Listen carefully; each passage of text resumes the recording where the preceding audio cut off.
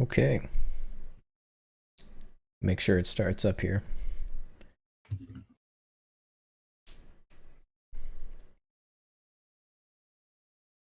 There we go.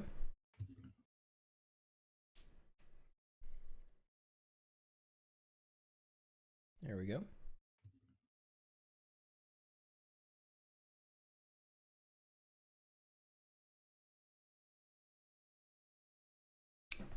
What's up, guys? This is the first YouTube stream of the Barrens D&D Campaign. Excited to be over here.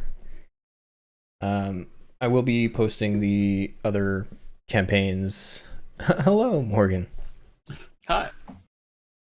We'll be posting the other previous campaigns on YouTube as well. They were over on Twitch, on the Twitch channel, but this will guarantee that they get saved forever. So probably going to start doing this on YouTube for posterity's sake and for future-proofing of the content. So if you want to do like a little rundown as well of like, I know you're already probably planning on doing like a what's happened so far. Yeah. Kind of thing. Yeah, I do that with the beginning of each one of them. But yep, this is a D&D game using 5e rules, 5th edition rules, although they're tweaked for the purposes of the game. This is set in as a Wild West fantasy game and a no magic setting. And that is the general idea. General idea? I knew that was coming. You didn't. You had no idea.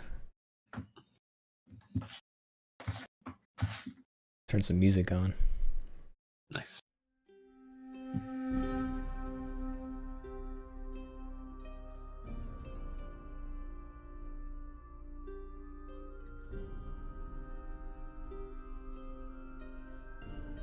Okay. And just let me know when you're ready, and I will be ready. I am ready. Okay. As a preface, I noticed last time that I accidentally put the wrong month of the year that you're playing in. I said in summer. You were in dawn summer. Now the month is midsummer. So just as a correction to something.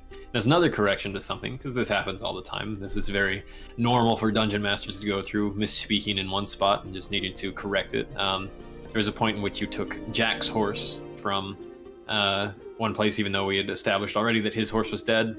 So canonically, he had already gotten another horse, but you took his new horse for one of your last things. Anyway, with that being said, we can jump into this. So, it is the 3rd of Midsummer in Greyford. A few days ago, you helped thwart a bank robbery in the town of Greyford, and although 2 of the outlaws involved were caught and thrown in jail, some of them escaped with much of the townsfolk's goods. The mayor of Greyford, Angriff Galdenson, asked you to quickly set off and retrieve the stolen goods, which you agreed to do. After finding the bandit hideout and fighting your way through the goblin sentries, you returned to Greyford not only with the stolen goods, but also with an impressionable ogre outlaw named Wugtub, and a human woman, Mary, who was imprisoned by the gang but grew close to the ogre. She believes that she can convince a courtroom of Wugtub's innocence. After returning to Greyford again and explaining to the mayor, the sheriff, and an angry mob about the situation, you were given an opportunity to deliver Wugtub as a prisoner under investigation to the city of Hangman's Trench. However, you must also deliver the goblin outlaws responsible for Wugtub's criminal past, most notably the notorious Splick Spigot. Last night, your mercenary company, the Bronze Dogs, slept in cots in the relative safety of Greyford's sheriff's station. Now you're outside, watching as Splick Spigot and his accomplice Bibi are loaded into a jail wagon. Nearby is another jail wagon, which Wugtub is crammed inside of as Mary comforts him through the bars. So these wagons kind of have a halfway up the wagon, it's just a wood side paneling, thick deadwood that's made up of, and then there are some bars all along the edges so you can see inside of these things. The one carrying Wugtub has 4 horses on it, some of which are your own, some of which are provided by the town of Greyford. Is as the mayor is sending you to do this, he's providing you with a lot of material and goods for your travels. And the other wagon just has BB and Splick loaded into them with their hands bound by manacles, chains, and it only needs 2 horses to carry.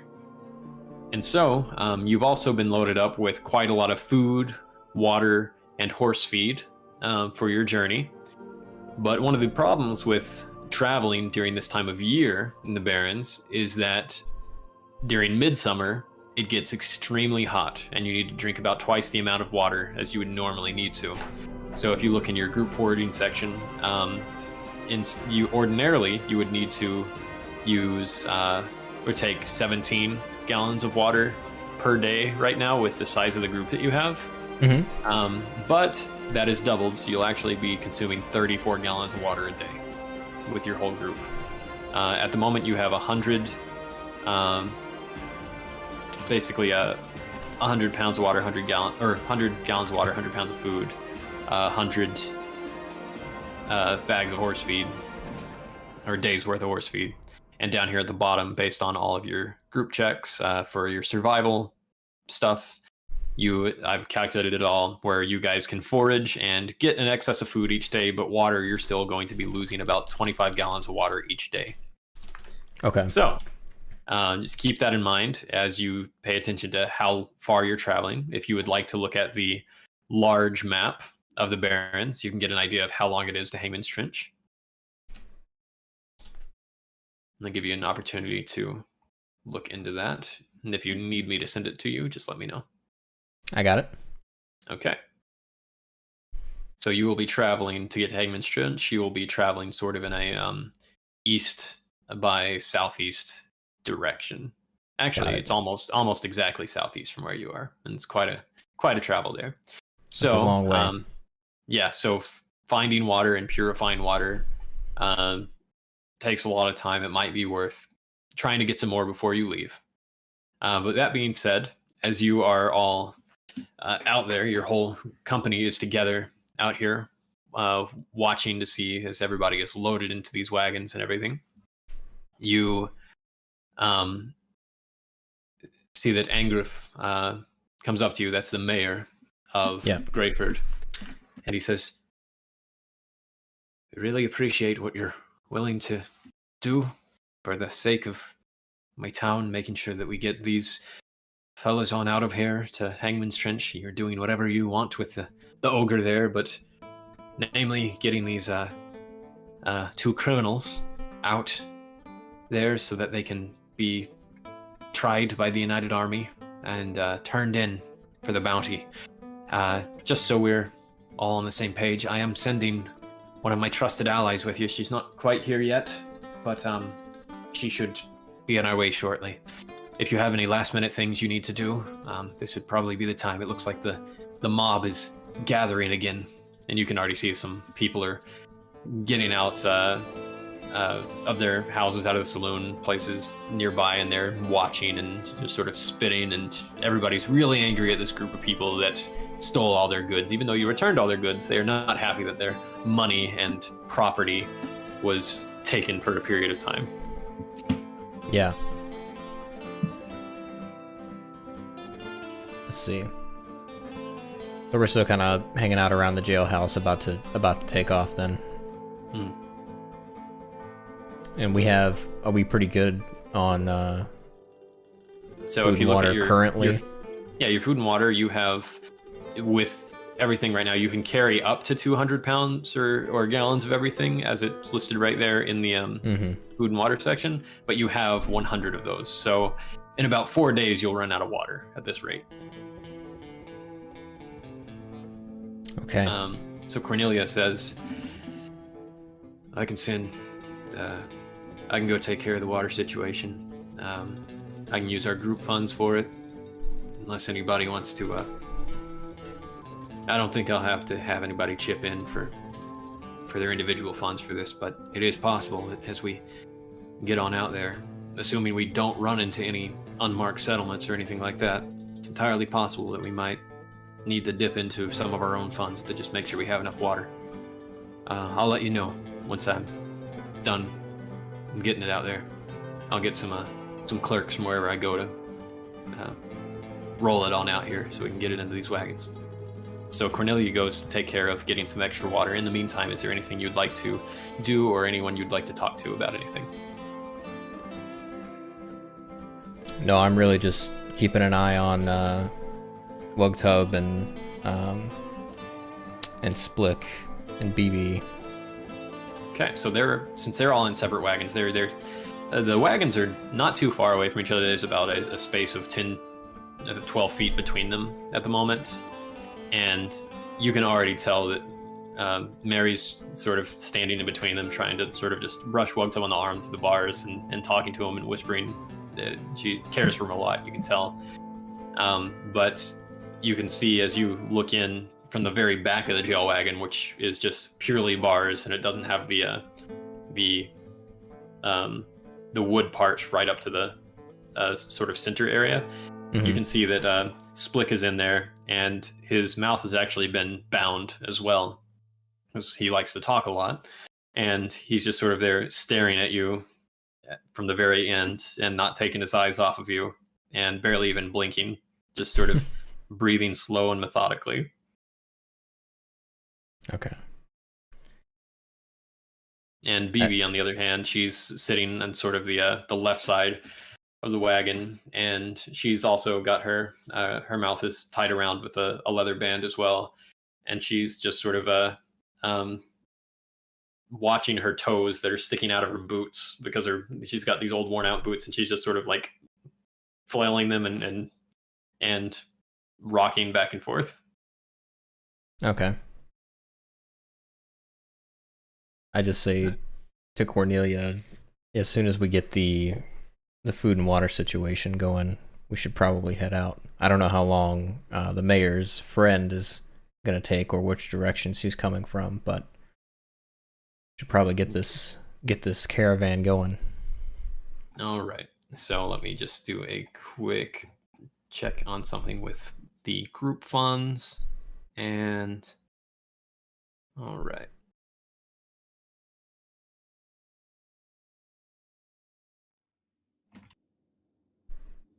All right. That's going to be... Okay. So you guys get quite a lot of water there. She comes back with to the point that you have about 200 gallons with you. But again, you've got, that's about 8 days worth of travel. Okay. And you will be...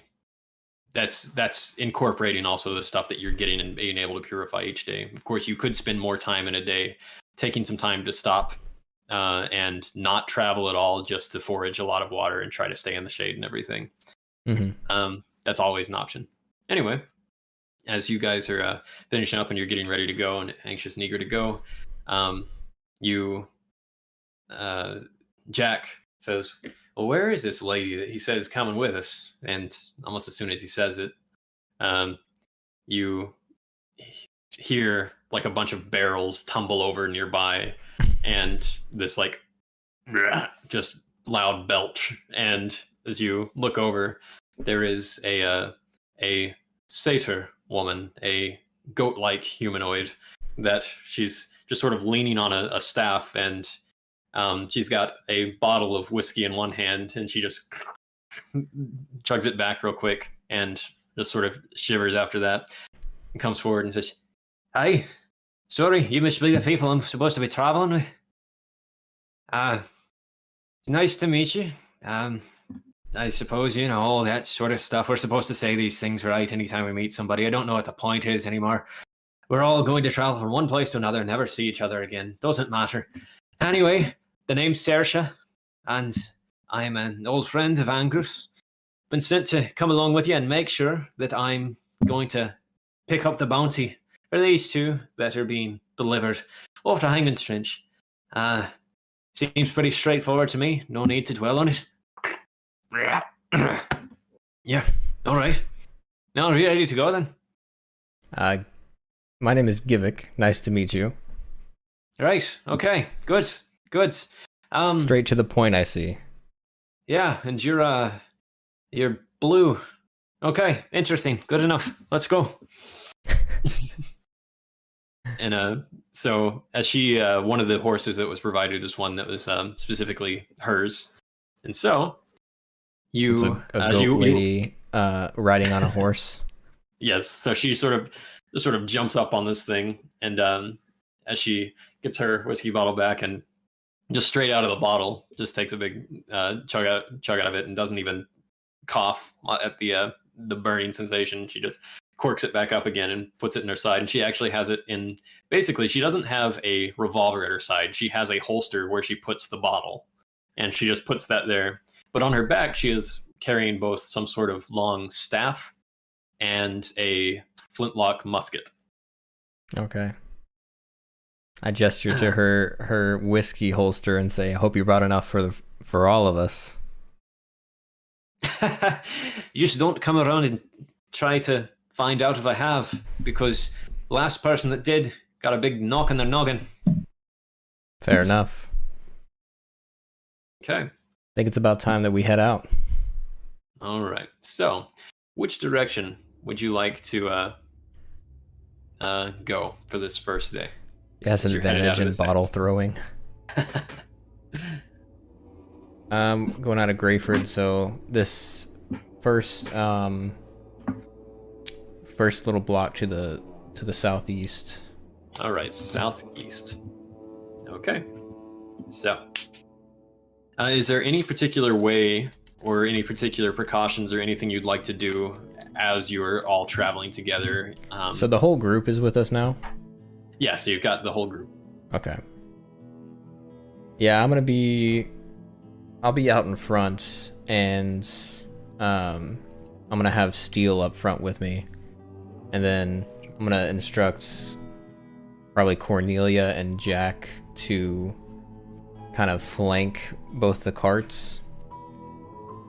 Okay. And then Offgrim will take up the rear. Okay, so let me just make a note here. Oh, and Offgrim. Karam, I guess, would be back there as well. All right, so you just have the carts next to each other, Karam and Offgrim in the back, Cornelia and Jack sort of up to the sides. Who's steering each of these carts? Oh, right. So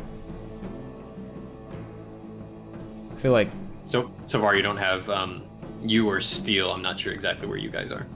yeah, we would be up front. Okay. So heck, I'll do one of the carts if we want to do me and Cornelia on both of the carts steering. I guess I didn't realize. Yeah, that's really dumb, but I didn't realize that somebody actually needs to drive the cart. That makes sense. So me and Cornelia will be driving the carts, and then we'll have just everybody else kind of flanking us front and back. Gotcha. Okay, sounds good. You and Cornelia, and What's where would the you like new lady's name? Saoirse. I feel like she's kind of a do her own thing kind of person, so I'm just gonna have her kind of roaming around, and I'm not gonna really tell her what to do. She's inebriated, and even though she sounds like she can handle her liquor, I'm not really sure about her right now. All right, yeah. So you sort of have Cornelia take place on the other cart that has just Slick and BB in it, and you are on the cart with Wugtub in it. And you could have another person riding the cart with you, so you could have Mary on there or Saoirse as well. You actually have 4 horses on your cart because it takes that many to carry Wugtub. So would you like Mary to ride with you, or? Yeah, Mary needs to stay with us and Wugtub for sure. Okay. And Saoirse's just sort of around. Okay. So, good. Okay. So as you guys are traveling, I'm making my roll to see if there's anything in particular that happens this day. Yeah, anything you're doing along the way in particular, aside from you've got your pattern here, so I know sort of where everybody is. Anything in particular you'd like to do as you're traveling? Yeah, I'll probably, to try to keep spirits high, I'll probably be playing my harmonica intermittently, just to pass the time, as well as obviously keeping watch for anything coming about. Okay. So, you spend some time here playing the harmonica, making sure that everybody's being kept in good spirits, and during this time you actually realize that during a portion of time where Saoirse's sort of tired of walking around, she's been sort of circling everything, and she'll sometimes sit on the back of the cart and just make mean faces at the prisoners of the Splick and BB inside of there, and is drinking at the edge, is sitting on like basically sitting on the tailgate, if you will, of this one cart and drinking away. While you're playing the harmonica, at one point you start hearing a drum, and as you sort of look back from where you are, you see that at the back corner of that other cart, Saoirse actually has a very small leather-bound drum that she's playing pretty well and keeping up with you there. Like a little bongo? And, yeah, essentially. It's just a single drum there, but she looks over at you and she's doing this, and her horns, sometimes she'll even use her horn and tap it against the edge of the cart as well as part of it. Okay, I like it.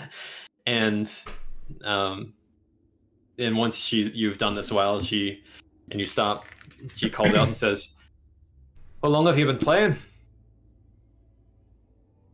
Ever since I was a teenager, with the circus. Oh, the circus. Well, I'd never seen the circus myself, but I've heard about it. That's the kind of thing I'm sure my family would have liked. See, it's music is kind of something that runs in the family for lots of satyrs like myself. I'm not the best at it, but the drums are something I can handle. Seems like you were keeping the beat pretty well. Yeah, well, the bad news is my last name is Woodwind, and I've never been good at woodwinds. That's pretty ironic. You normally see, I don't know if this is canon in this world, but normally see a satyr with maybe a pan flute.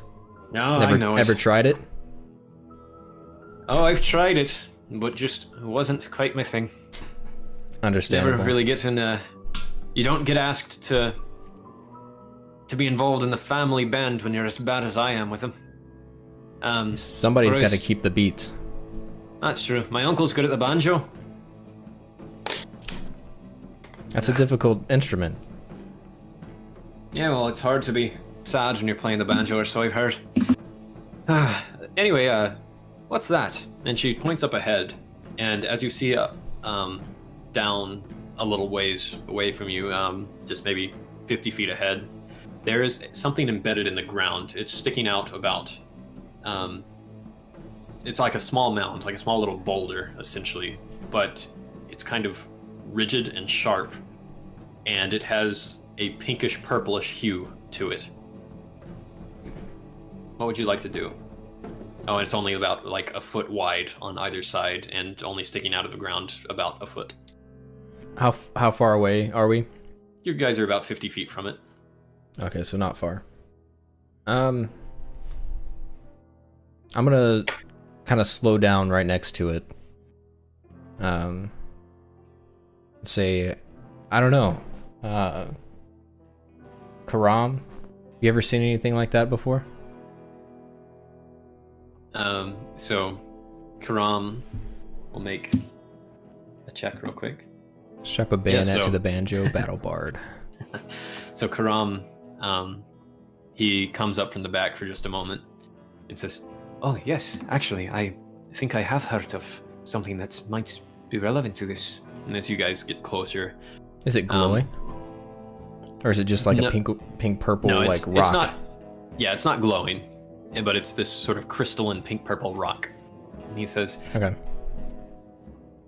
I have heard, although we were not awake to see it, I suppose, I have heard that maybe a month ago or so, a large kind of rock that looked something like this based on the description fell out of the sky far to the south of here. And there is a sort of gathering of various people that have gone to it to see what exactly it was. It was much bigger from what I have heard. I wondered if this is maybe a shard of that same thing. I'm gonna get off of the caravan. I'm gonna walk up to it. Okay. So you And just with- get a... Go ahead. Go ahead.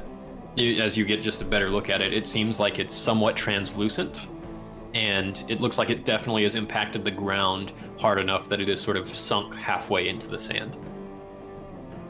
I'm gonna take my longsword and just kind of tap it a little bit. Okay? It just sort of... Dink. Nothing in particular. Could be worth a good bit of gold. Yeah, that's what I was thinking, says Jack. Jack, you want to help me get this thing out of here? Yeah, all right. So, how are you going to get it? Yeah, as I was looking, we have camping gear. Would we have any sort of like shovel or something like that? All right. Yeah, you could Meteorite, definitely try to shovel it out of the ground. Yeah, I'm just gonna kind of shovel around it and kind of try to loosen it. You said it's like a foot tall, maybe? Yeah, and as you sort of shovel around, you realize that it's maybe about 2 feet deep, so it's actually embedded pretty well into the ground here. Okay. Yeah, I'm just gonna try to. It's in sand, right? Or is it? Mm-hmm.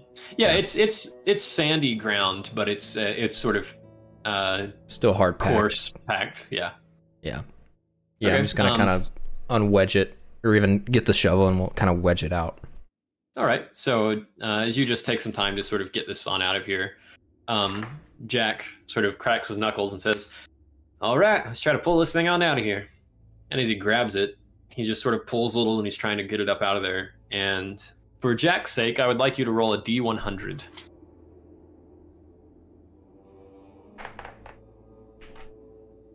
Okay, that is this one, right? So it's going to be the 2 percentile die. One will have double digits and one will have single digits. And they are both 10-sided. Looks like a flying saucer. Yeah. Oh, I see. Shoot.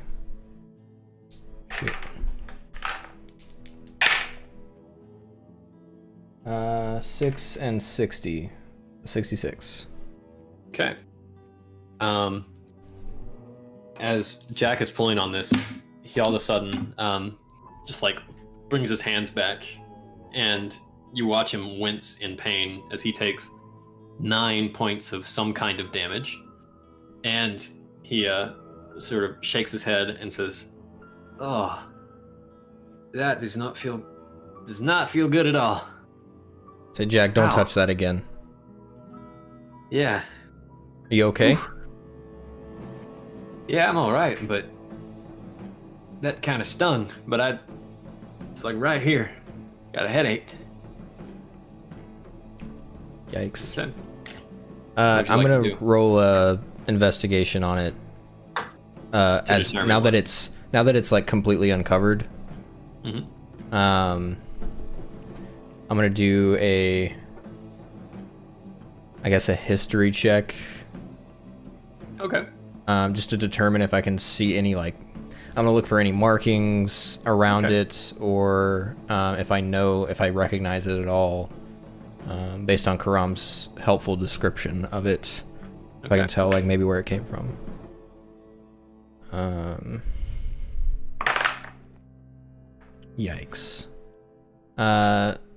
4. All right. You feel like Karam's Headaches. information was about as much as you're gonna get. You don't see any particular glyphs or inscriptions or anything like that. It just looks like a very oddly colored, translucent, glassy rock. Okay. I'm gonna take a piece of cloth, or or like some sort of tarp or something. I'm assuming we have on us. Yeah. Maybe like a piece of a tent. Okay. And I'm gonna wrap it around, and I'll pick it up myself. Okay, yeah, so you wrap this thing around and to make sure that you're not touching it with your hands, and as you pull this out, you realize that it's really not that heavy, actually. But as you pull it up, you're very careful not to touch it with your skin, and you don't have any issues as you just have this very large piece of rock now. What would you like to do with it? I'm gonna put it in the cart with myself and Wugtub. I'm assuming that we have some sort of storage area on the cart that's not around people, like a chest or something. Yeah. A lot of the storage stuff is actually because Wugtub's just so heavy, and he sort of crunched into this little space. A lot of the storage is in the other jail cart, but it's split into two spots because they didn't need that much space in the one cart. So like half of the cart is a jail cart, the other half is storage. So you could even put it in there if you want. Okay. And just make sure that it's away from anybody that they would like touch anyone. Yeah, just away so it doesn't get uncovered or anything like that and hurt somebody. Okay. Very go curious. ahead and put that in there, and if you want, you can just go ahead and put that in your personal. I'll list it in someone else's inventory just so you remember you have it and you have the space. And Steele has enough space in his inventory that I can just place it there as a reminder.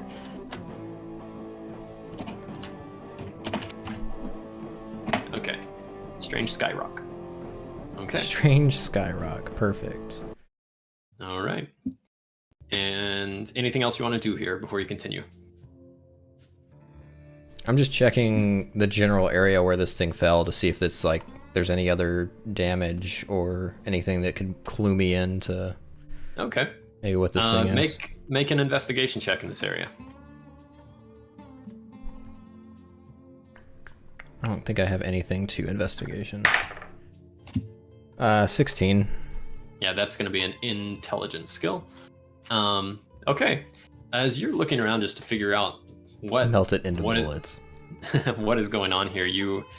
The one thing you do find is that there is just a few drops of blood nearby, as if somebody was here and then left and was injured in some way. And just not too far from these drops of blood, there is what almost looks like a roach, but it's been cut in half, and the roach is not like any normal bug you've ever seen, because it looks as if it is made of similar material to the rock that you just took out of the ground. But as you sort of like poke it with the edge of your sword, it just like turns into dust.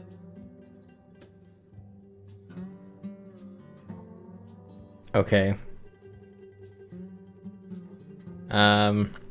Okay. I'm not. Is Cornelia driving the other? Yeah, she's on the other wagon. Okay. The storage wagon. I'm gonna get back on the other wagon. I'm gonna kind of just say let's go ahead and keep going. But as we're going, I'm gonna gesture kind of to Karam to kind of come up alongside me. And I'll say, and we're just kind of traveling at this point, but nobody else is driving the wagon with me or like beside me, right?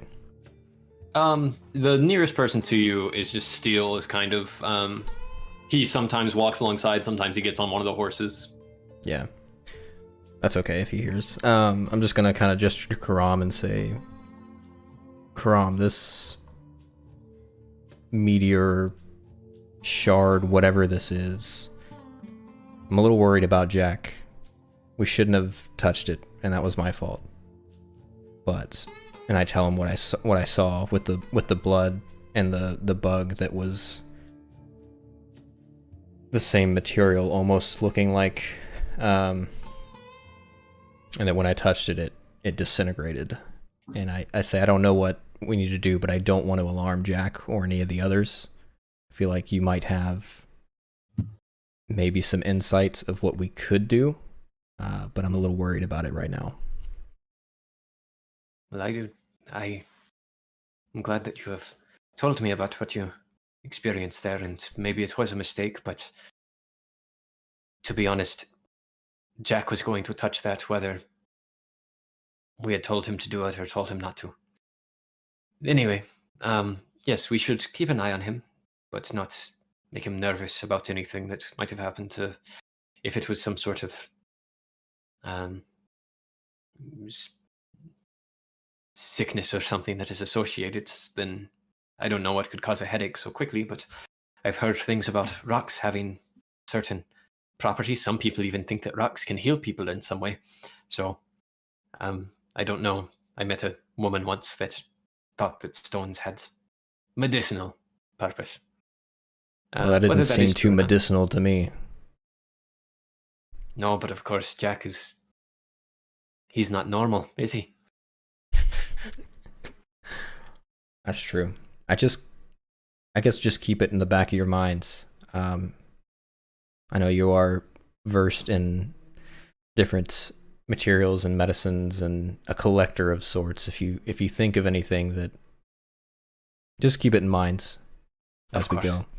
I will make sure to give it all the attention it deserves, especially if anything comes of it soon that needs to be addressed. Thanks. Okay. So as you continue on in this particular day, quick check. Okay. It's pretty much a boring day from here on out. You take some time to forage a little bit during this period, but this is a portion of the Barrens where a lot of it is open and just sand for miles and miles and miles. And this northeastern portion is a particularly harsh area. So you don't expect to run into a lot, and when you do run into things, it's usually going to be things that you can kind of see or coming from a distance. Although there's always the chance in the heat of the day like this, especially this month, that you could see mirages and things that from a distance. But you don't run into anything in particular that's of concern at this time. So you get to go to sleep. And is there anything else you would like to do as you're setting up your camp for the night before sleeping? And you have plenty of people to take watch at the moment. Yeah, just let's go ahead and set up camp. And any volunteers for first watch? Yeah, you have Cornelia who volunteers to go ahead and do first watch, and since you have plenty of people, you don't even have to take a watch at the moment because you and Offgrim and Steele had a lot going on. She and Saoirse and Jack will take the watches for the night, since you guys are a little more tired than everyone else. Okay. Jack's gonna take a watch. Yeah. I suggest to Jack. Well, I'll just go up to Jack and say, "Hey, man, how are you feeling?" Yep. I'm feeling all right now. It was just right there at the touching that thing. Felt like somebody just put a needle right there in the front of my head. But it was after a few minutes that was gone. Okay. It might be good for you to maybe let one of us take one of the watches tonight, just so you're rested up. We just don't know what's going on with that thing. I ain't gonna say no to getting a full night's sleep. All right. You're gonna take my watch then? Yeah, I'll take it. No problem. Get some rest. All right, I got the midnight watch. Okay. So he switches over, so you have the midnight watch now, and during your watch, as you're awake and pretty much everybody else is asleep, is there anything in particular you would like to do? And it's going to be about 2 or 3 hours. I'm assuming we're do we make like a fire or anything like that? Yeah, so at night it's almost does it get pretty cold? Yes, in the desert out here it gets really cold at night. Yeah. So I'll be sitting kind of by the fire, keeping watch over the cages, the caravan, and I'm gonna go check on Wugtub. Is he still in the cage? I'm assuming. I feel really bad for Wugtub. Yeah, he's hunched over and in there, but Mary's always nearby him, and Okay. they're talking. Yeah, I'll go up to he's them. asleep at the moment. Okay, I'll go up to Mary then, and say, Mary. The one times you do let them out sometimes just to go to the restroom and things like that. Yeah, but that's yeah. it. Okay. I just say, Mary, how you holding up? Oh, I'm doing all right. I'm glad that you were able to convince them that we should be able to do this in the first place. I know that I can convince the courtroom that he was not in the right mind. That I know he's younger than they might be willing to think that he is, just based on the way he looks. But I can. I'm really grateful you're allowing me to do this. I'm grateful to be done with this, make sure that he's okay, and then get back to my family. You have a good heart, and I think that anybody will be able to see that. And then, if they believe that you have a good heart too, like I do, then I think they'll listen to you about Wugtub. I sure hope so. I've never been to Hangman's Trench, but it's kind of a depressing name for what it is. You know what it's named after? They have that whole trench right around the entirety of the ring of the city, where they hang anyone that's proven to be part of a heinous crime, and then they burn their bodies around the edge. I think it's mostly for display at this point, since they're trying to convince people that that's a necessary step with the way they're trying to enforce law throughout the rest of the Barrens, which honestly I don't think it's a bad thing, but I know it's a complicated situation for a lot of people. I imagine it's going to be a grim sight when we come up on it, but we can't let that throw us off on what our main goal is. Yeah. And that's to prove his innocence and to get these other two what they deserve. And of course, once we're there and I just got him in the cell and everything, I don't expect you to have to stick around for our benefit or anything. I mean, who knows how long it'll take before a trial actually happens, but just want you to know that I'm real appreciative. And hopefully we can get there without any other issues, but I know even just traveling 3 days across the Barrens can be extremely dangerous, but as many as we're going, who knows what could happen in that time. Yeah, I'm a little worried about that as well. I mean, but you seem like a group that has your stuff together. You look like you're really capable. we've definitely been up against our fair share of issues, but we always seem to come out of them one way or the other. And you said you were in the circus as a kid. Yeah. I've known Offgrim for a long time. He and I were in there together. Wow. He basically raised me. Well, and the rest of the circus. Interesting. He's kind of a strange fellow. I mean, there are times that he looks like he's just extremely in his own thoughts and grim, and then I guess like his name really, but and then there are other times where he seems jovial. Offgrim has his demons just like everybody else, but just like you, I believe his heart's in the right place. Like I said, I've known him for a long time, and he's always protected me. Good. All right.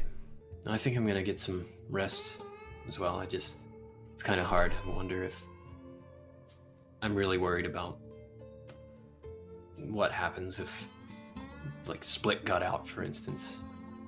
I Well, don't know how that would go. I don't either, but that's why one of the reasons we're keeping watch. It's not just for outside dangers. We're keeping an eye on those two as well.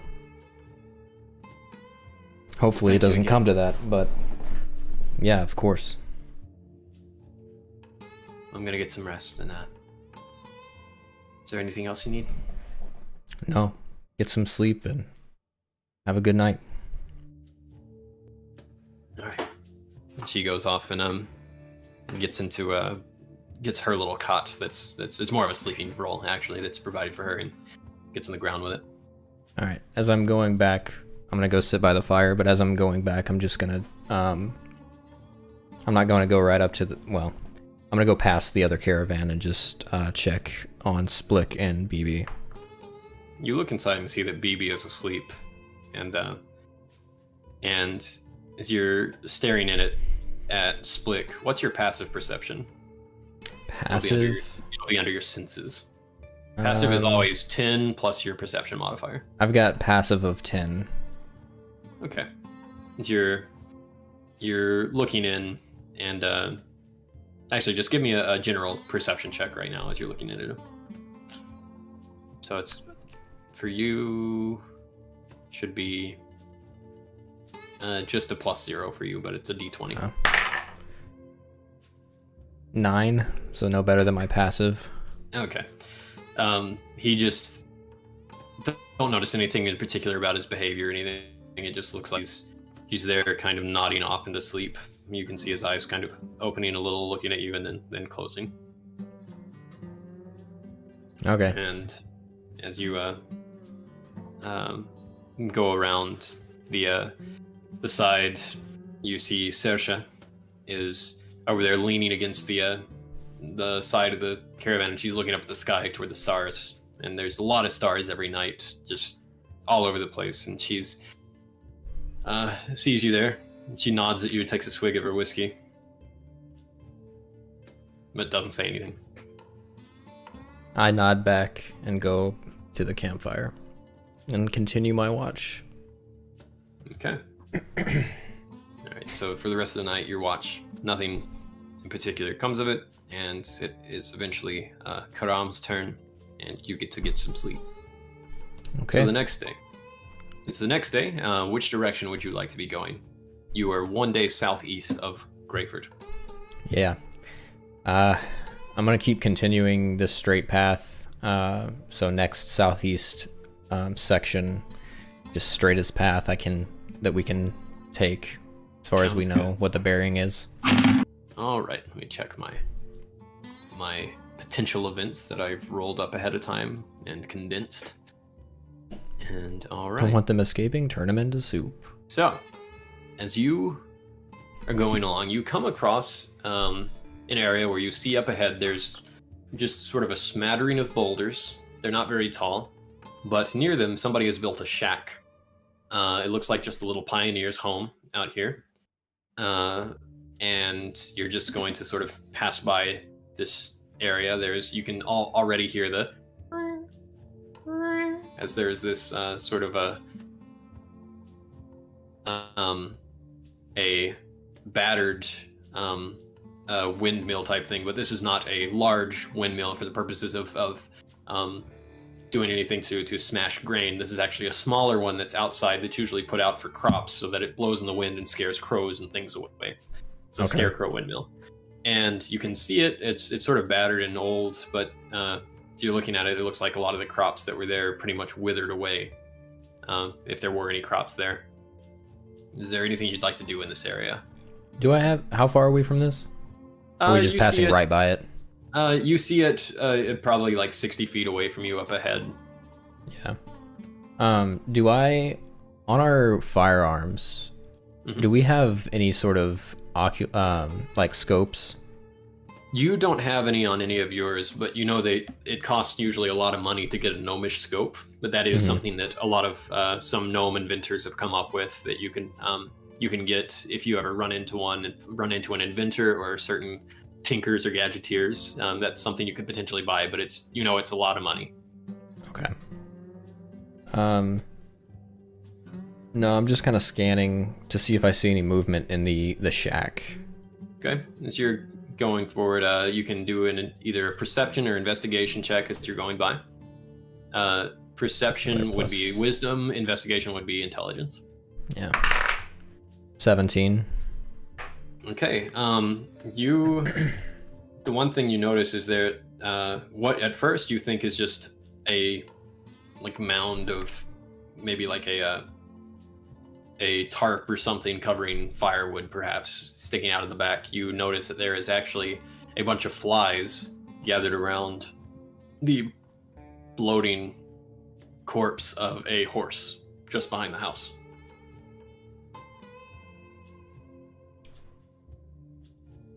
I signal to Cornelia. I say, "Do you see that?" You're using your thieves' cant? Yeah. Okay. She looks over, nods, and says, "Abandoned," in her sign language. In my signaling, I say, "Can't be more than a couple of days old." She nods and says, "Doesn't look like it's been eaten by anything." Do we keep going? She gets down off of. She stops the wagon and says, "We should check." That's what I was afraid you'd say. All So right. we'll go over there. Who would you like to take? I just want me and Cornelia. Yep, just me and Cornelia. Okay. So you and Cornelia go together. You go up to the first sort of broken down little fence area. It's not very wide around the house, a small perimeter where it looks like they were trying to grow some sort of tomato-like plants out here, but it's all been withered away at this point. And as you go up to the front, you go up a small little stair steps that are on the elevated platform of the house. Your feet creak, and there's nothing you can do to stop that. But you go over to the door and see that right where the door handle meets the jamb, it has Definitely not been, eating the horse. it has been broken in as if somebody kicked this door in. Okay, as soon as I see that, I'm drawing my pistol. All right. And then what would you like to do? I'm gonna... Are there windows on the front of this shack? Yes, but they are shuttered and closed, and a lot of people can't afford glass, so these would just be like normal windows, just as a reference for most of the windows you'll find in the world, just for your visual reference. But these are shuttered from the inside. Ah. Okay. I'm gonna do the whole... and where I'm gonna slowly push open the door and step. I'm actually, as I open the door though, I'm taking a step back to hide behind the door jamb. Okay. So you swing open the door, step back, and then sort of have your pistol pointed this way as you're looking inside, and it's dark inside. There are no lights or candles that are lit, but you have dark vision, so you can immediately see in sort of this grayscale that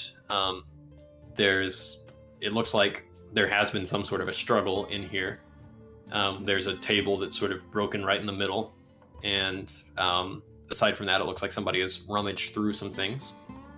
But you can also see that there is there's the buzzing of flies inside. You can already hear them, and you see some flies coming out, and you can smell already a corpse, or maybe a few. You don't see anybody right away. I don't hear anything. No, nothing seems to have Besides reacted flies. within. Mm-hmm. Okay. I'm gonna go in.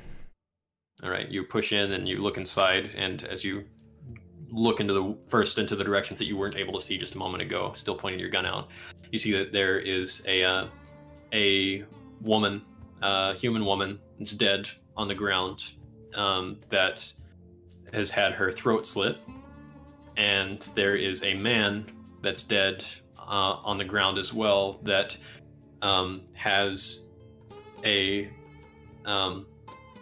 just several puncture wounds in his torso, and it looks like he dragged himself across the floor. There's this trail of blood, and tried to reach up and write something with the blood on the wall. And as you read it says, it's the letters in all capitals, ALFS.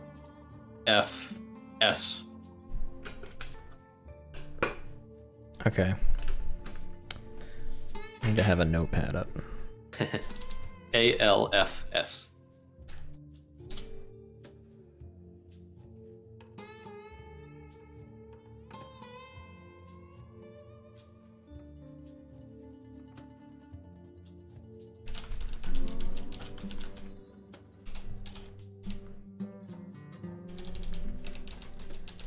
Put it in the chat for you.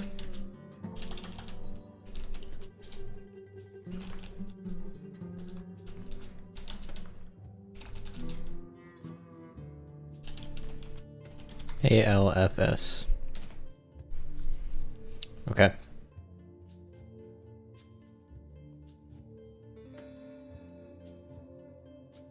What would you like to do?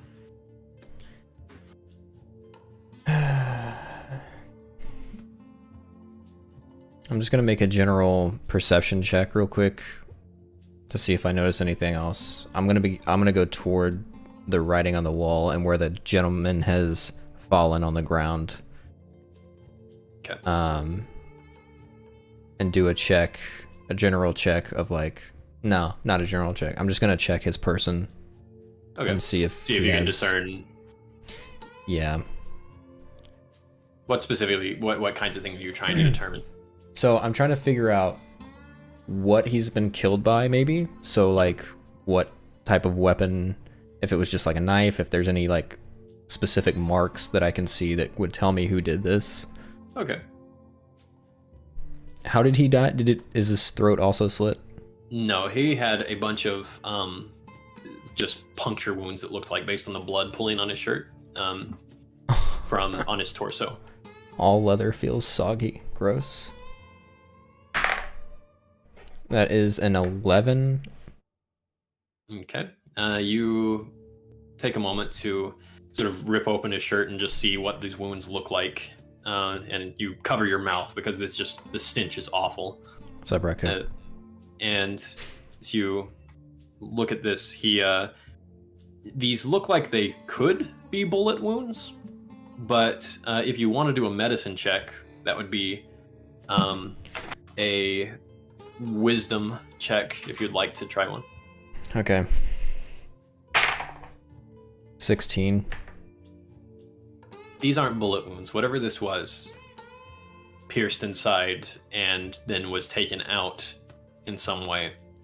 But with that being said, you know enough to know that if it was a bullet or something else that wasn't like a fang or something like that, then it might still be in there if you want to try to dig something out and figure out what it is. Yeah, I'm gonna take, I guess, my wrist rocket as the smallest little blade that I have. So I'm gonna go ahead and try to just do like a little incision in one of the holes to see if I can find anything. Okay.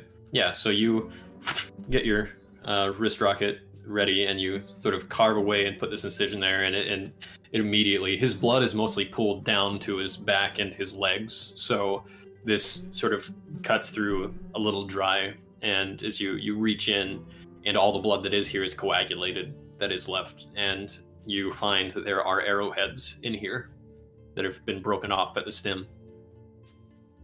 Okay. I'm gonna examine. I'm just regular arrowheads. Is it made of like flint? Okay, so as you examine this is definitely not a flint arrowhead. This has been made with some care, and these are not just some random tribal type arrows. These, as you look at one, you wipe it off. It's made of steel or iron, and it has this shape to it that has two little incisions that almost make it look like it's intended to look like a feather that's been splayed out and wide.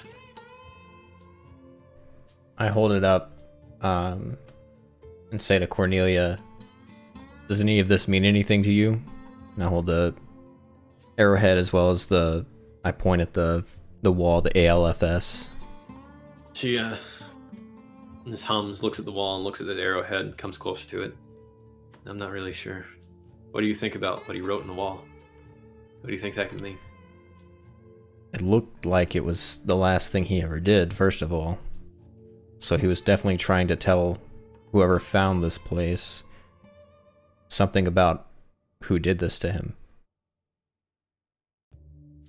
Yeah. Assuming somebody might find him and be able to know. I guess the question is, why did they do this to them? This doesn't seem like a... First of all, this is not a barracks. This is a little farm in the middle of nowhere. Why would somebody come here and kill these people? That's what I was Unless just they were wondering. looking for something. And these farmers, like- what would they have? Yes, I agree. It looks like things were ransacked a little bit. They went through some of this. Well, she looks over and finds that as she looks over at one of these little chests that has been sort of opened and everything, it looks like it was broken open. There is just a bag of money right there inside of it. And In plain sight. but she says, well, this is a pantry chest, and the only thing in here is money and a few United Army dollars. But And they didn't take that. what is taken is all the food stuff that I can tell. Why would There isn't any somebody water come in here. here, take food, and not the money? I couldn't tell you.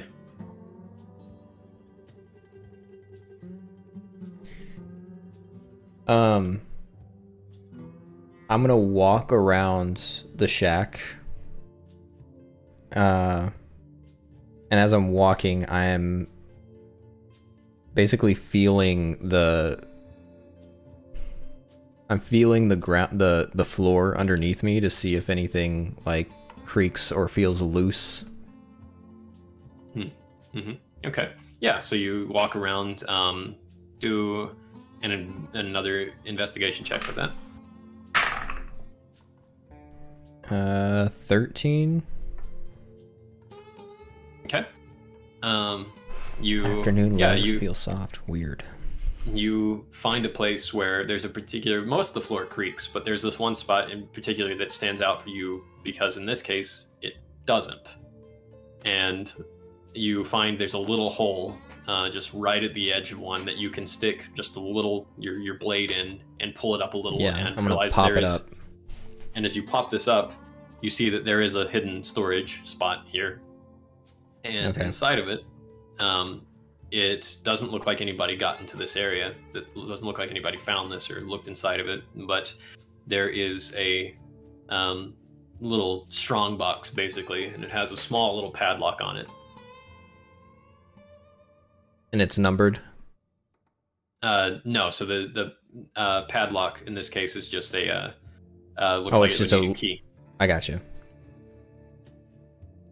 Cornelia, you didn't find a key anywhere, did you?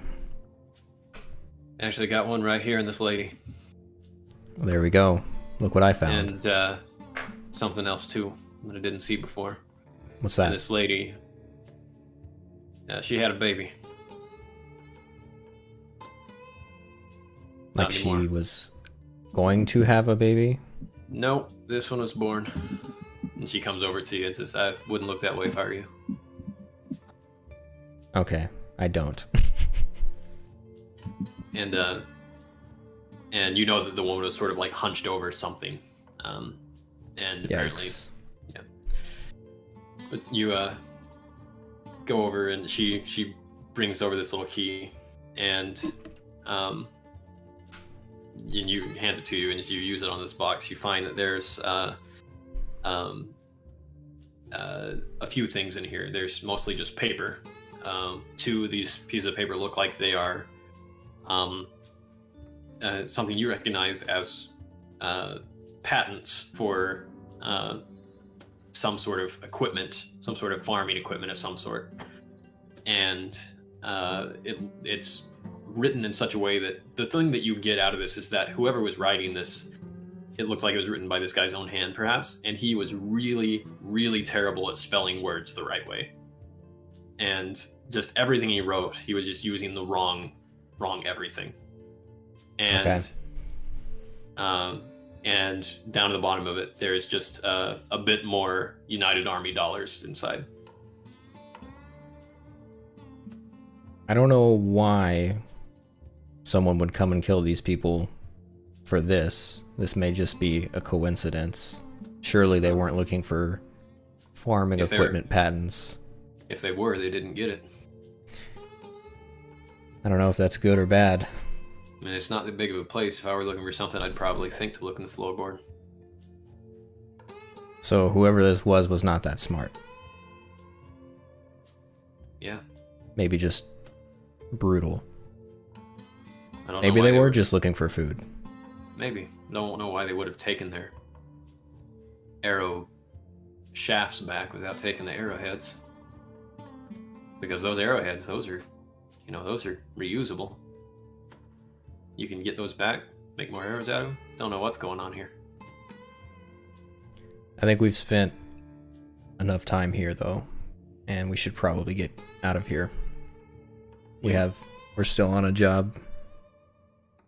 So I take was the key on like a necklace or something, or? Yeah, just a little chain. Okay. I'm just gonna lock the box back up. Actually no, I'm not gonna do that. I'm just gonna take the key in the lockbox and we're gonna go back to the caravan. All right. So you're gonna take the this little strong box, and we'll put that in your inventory. The strong box with. Let's merge that real quick. 2 patents. Did you want to take all the money you found out of this place? Sure. Yeah, might as well Alright. take the gold, I guess. They won't be needing it, unfortunately. All right. So generally, when you find money out in a job, you guys either split it up between everybody or you just put it directly in the fund box. What would you like to do? This will be a fund box. All right. Money. Sounds good. It's not a whole lot. You just find about 16 gold.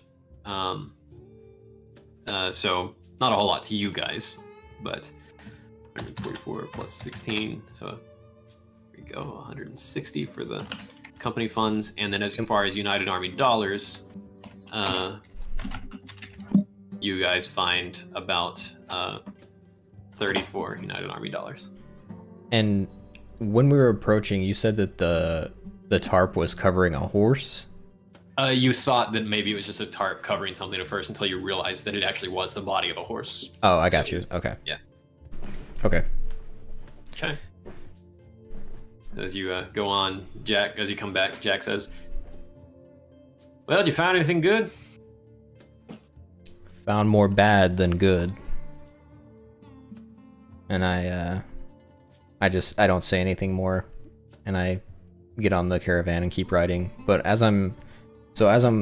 we're riding now, I'm gonna be examining like the paperwork that the gentleman was writing, just to see if I can interpret anything and figure out what he might have been trying to tell us or tell whoever found him. Okay. As he was just sort of looking over it, you can make another investigation check to see if you can make more out of it than what it seems to be.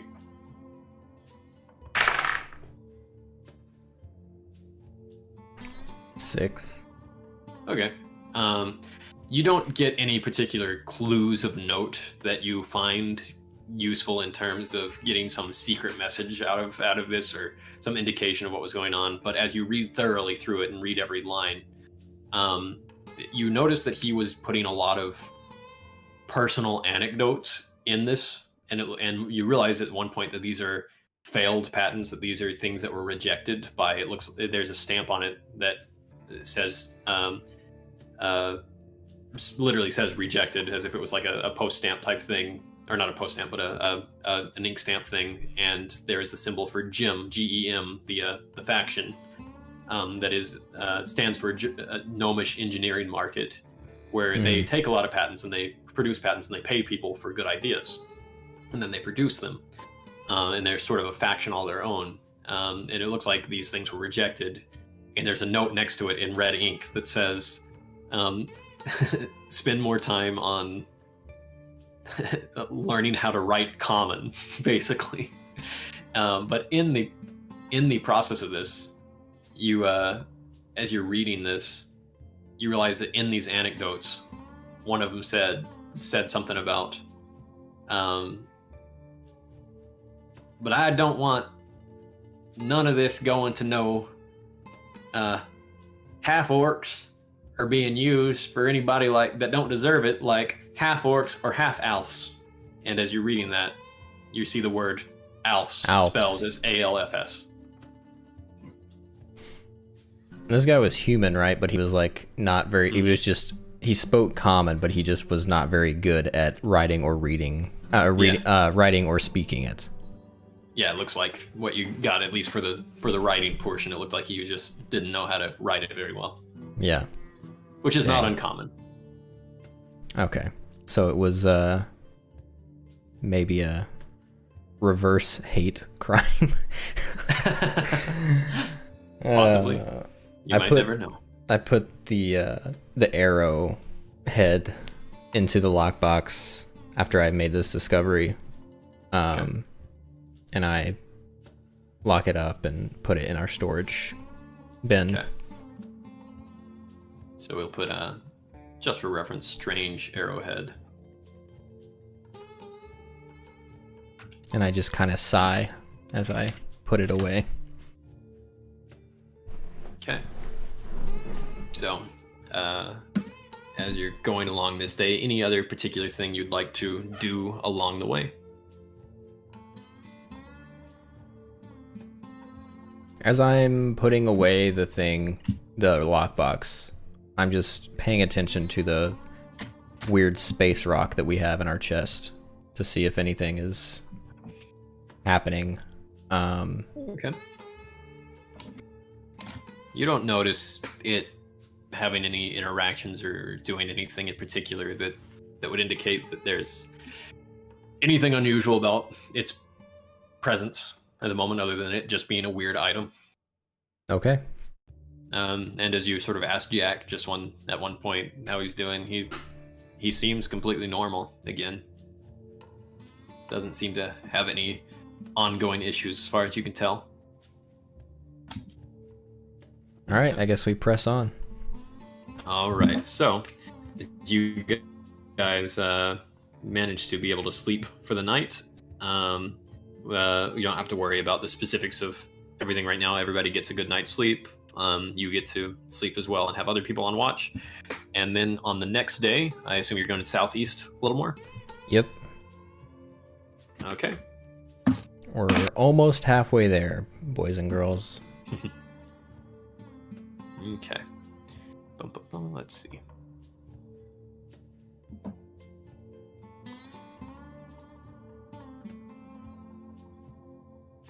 Okay.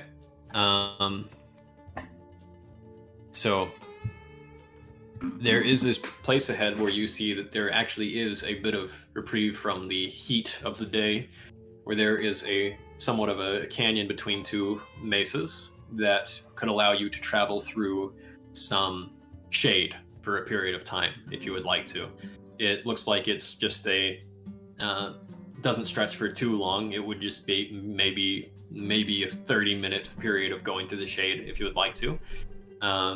Or if you'd like to avoid it, just because you're well aware that if people did want to set up an ambush or something, that's the kind of place they do it, and that happens sometimes out here.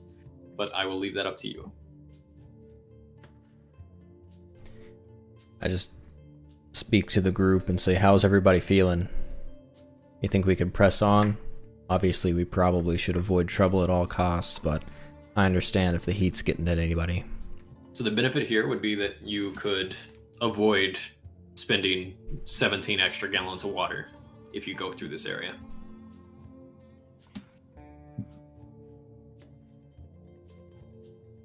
We probably should save our resources and take our chances. So what would you like to do? Chance it or go around?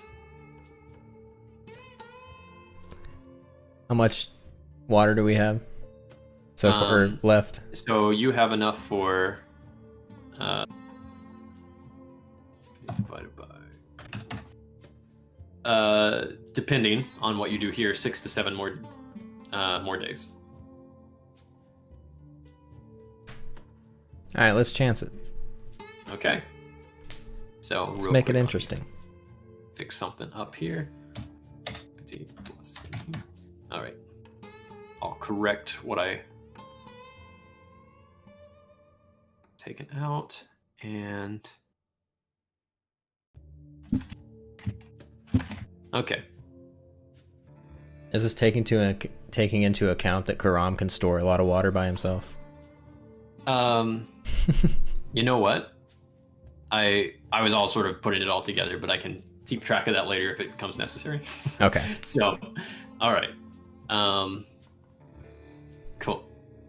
So you decide to go through this sort of shaded area and take a little bit of a rest through it. Go through, making sure that you are getting a little bit of shade away from the extreme heat of the midsummer sun.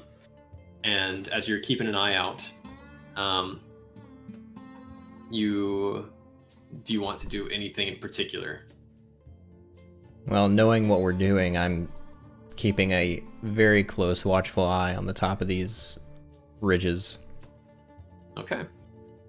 All right, so I will give you advantage on this, and you can make a perception check with advantage.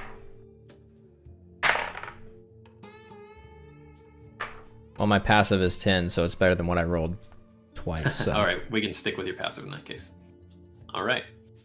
So you're looking around. You are keeping a good eye out on everything, and you don't see any particular issues that you can tell. And you're so focused on the tops of these ridges, as you said, that when you look back down, straight ahead of you, you see that you have run straight first into another group of people that seem just as surprised to see you as you are to see them. This is, from what you can tell, there are 8 of them, and they are all lizard folk. And they are just stopped, and it looks like they were just traveling with a bunch of gear strapped over their shoulders and everything. And one in particular is very heavily ornated with just feathers of all sorts pierced into, like bone piercings into their skin, and feathers hanging down off of them. And he's sort of larger and bigger than the rest. But he looks at you and sort of has the spear at the ready at his side, and they just stare and watch you for a moment as you all sort of come around this rocky terrain corner and stare at each other as you stop the wagons. What would you like to do? So I put my hand up and I wave. I say, hello. Hello there. They wait for a moment, and they're still just looking at you. And 1 second. And Jack kind of says, anybody here speak whatever lizard folk speak? I'm pretty sure I don't. Maybe...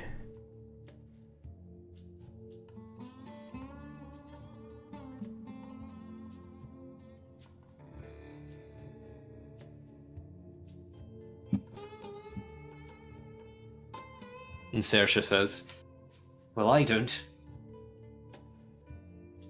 And as everybody else I don't think anybody else does. You hear a from the back of oh crap the wagon. Oh no.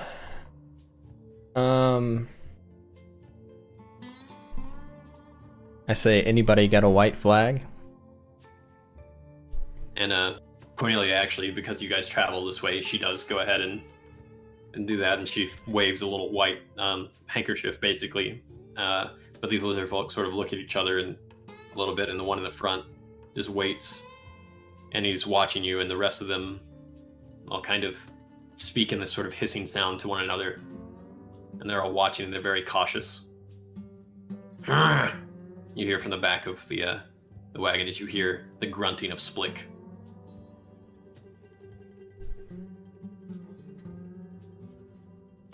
I look at Cornelia and I say, I really don't want to unmuzzle him.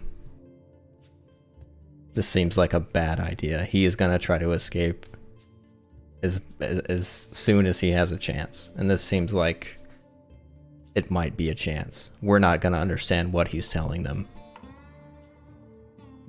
Yeah, it's true. If we can get by without them having any issues with us, that'd be great. Keep waving that white handkerchief, and we're going to steer clear to the right. All right, we go right, hope they go left. We hope. All right. She sort of puts this up and starts to move the wagons a little bit, and the one in the front sort of steps forward and points his spear forward, and two of the others behind him have longbows that you now see, and they're drawing back some arrows, and they're still pointing them at the ground like they're being defensive, but they don't quite understand your intention here. We're... So I'm pointing... And from the back you hear... I'm pointing... I'm like waving, like I'm going this way. We're traveling this way, and I point to Cornelia, who's waving her handkerchief. I say we don't want any trouble. Do a performance check. See if you can make it clear what you're trying to do. Interesting. Come on, dice. 10.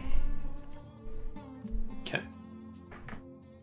And with a 10. Okay, you try your best to make this clear, but it's really hard with this language barrier. And the next thing you hear is the one in the front say, and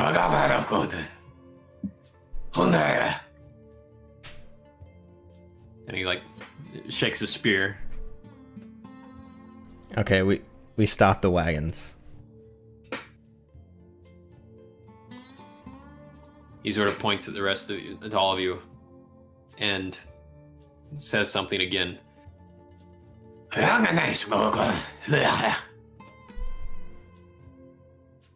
Is BB awake? You can imagine that she probably would be at this point. So I'm gonna keep my eyes on Major Lizard Man here, and say, "Hey, BB." Is she also bound and gagged? Okay. Yeah. I couldn't remember if they gagged her or not. I say, "Do you speak lizard folk?" Mm-hmm.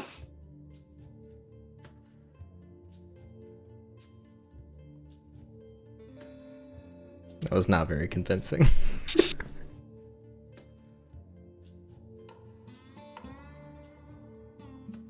Dang it.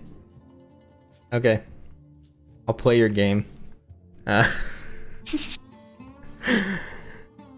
sigh and I tell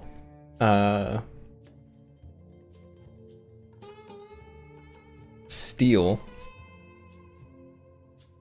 I say, go ungag Splick. Keep That's him. a good idea. It's either we do that, either way they're not letting us pass. We could always try to just turn around and go around. Problem is they're traveling the way that we would be turning around. I see what you mean. Alright. So either way, we're either traveling with them and they don't seem to trust us. But I want you to keep Splick at blade's length. Keep him through the bars if you can. Oh, don't worry. I can keep the chain on him, on his arms without I'm saying the issue. if they don't let us pass, we might have to lose out on some money from the sheriff, if you know what I mean. Right. All right. Yeah, he goes over. He says, "You want me to take his gag off, but bring him out?"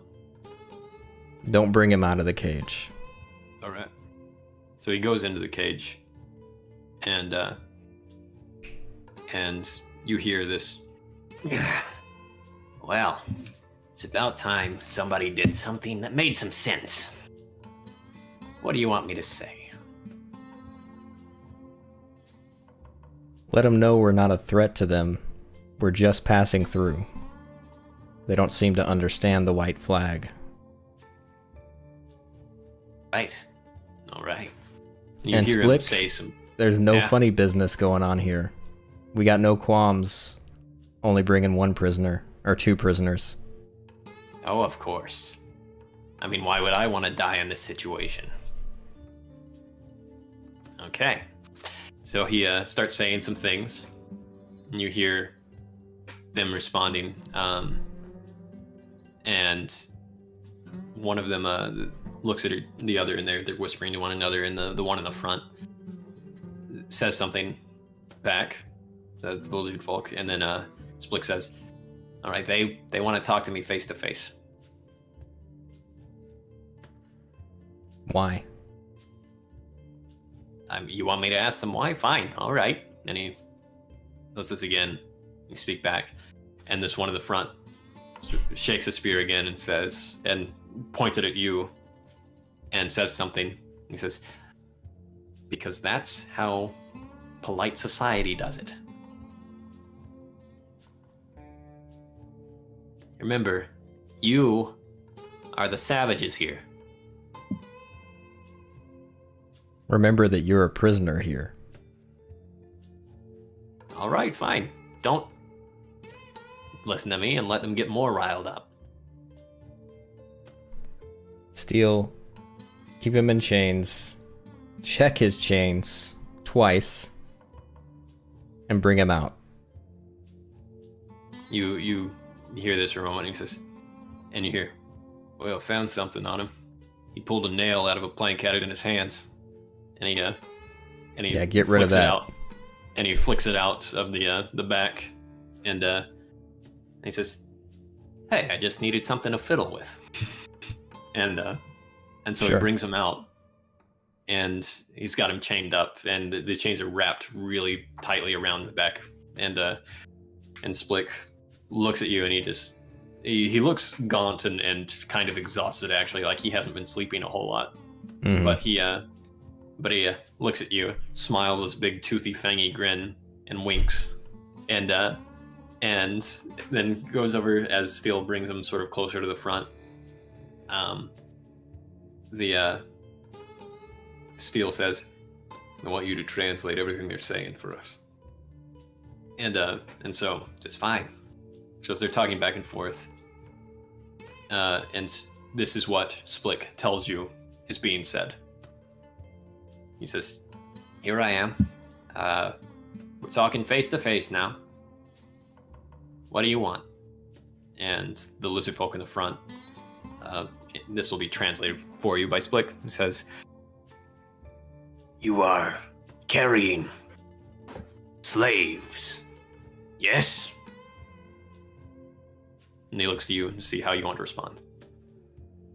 Tell him you're not a slave. You're being brought to trial. Okay. He says this, and Lizard Folk says, What is trial? These prisoners have committed a crime, and they're going to be judged By for elders. those crimes. They're taken to the elders for judgment. Correct. What is the crime? Thievery. Destruction. Then you should have cut off their hands, so they knew better. But that is, maybe your custom is different. And Not sure how it works around here, but yes. and he they talk to one another about something, these lizard folk. They say, this is a prisoner to you, but we are in need of meat. Perhaps we can trade for those that have caused offense. Unfortunately, And Split kind of looks like he's not really happy with the way this has gone. I just smile at Splick. And I say, let them know, like they said, where we're coming from, that's not how this works. And unfortunately, you do have to stand trial with the elders. Perhaps you have other meat you are willing to spare. And you guys actually have been getting a surplus Yeah, on food. I was gonna say I'm pretty sure we have rations that we can spare if they really want something. I tell Splick to let them know that, ask them how much they need. We are nomads, traveling to find a new home. Slavers took the rest of our kin. And we do not have much of meat. But maybe 20 pounds could get us to where we are trying to go.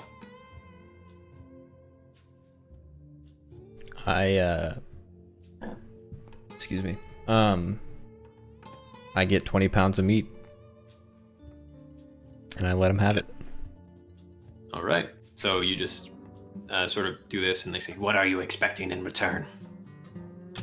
Just safe passage. We're on a job. Like I said, this is our only mission right now, is to get these prisoners where they need to go so they can be judged by the elders. and as Split continues to translate, they say, Perhaps we can take your prisoners to where you were to take them.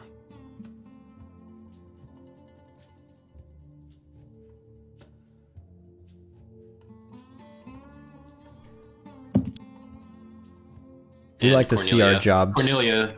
Cornelia, her insight check, and she looks between them and says, I don't think that's what they just said. Yeah. Say, Splick, you were doing so well. I need you to keep doing well. Remember, you have a chance to survive here with your trial. Yeah. And that's the only chance that you have right now to survive. As if that's gonna happen. If I were a human, or whatever you are, maybe. But I think we're all pretty clear that as soon as they realize they're gonna have to do any paperwork, they're just gonna get rid of me.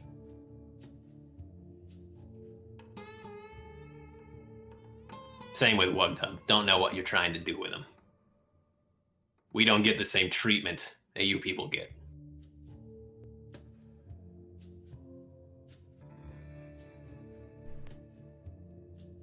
And Mary says, no, that's not true at all. The United Army is trying to make sure that everybody gets fair trials for everything. And he says, yeah, that's exactly what a human would say. Makes it easier on you, doesn't it? To think that everything is nice and systematically organized.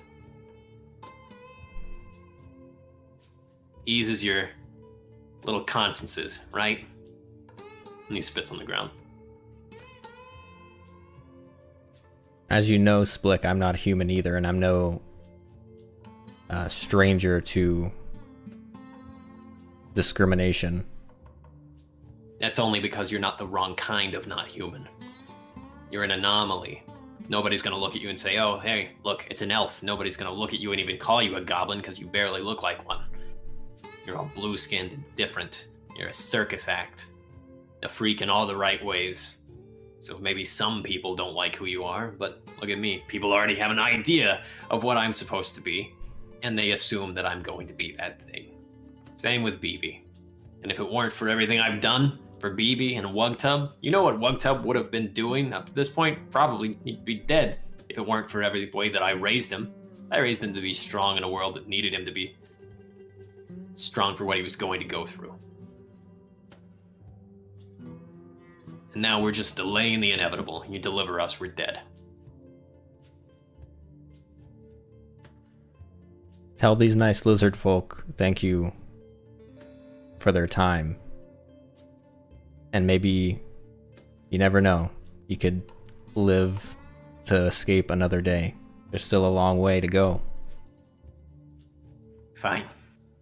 He speaks again, says a few more things, and you see that all of a sudden this lizard folk in the front gets really, really agitated about something.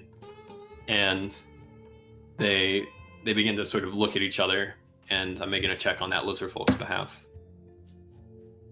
And he sort of calms down for a moment and stares Splick in the eyes and says something else.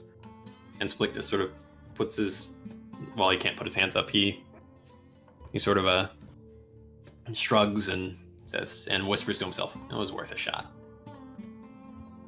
And you get the impression he was trying to rile them up to cause a scene there, to perhaps make his escape, but it didn't work. Still And put so him the, back in the cage.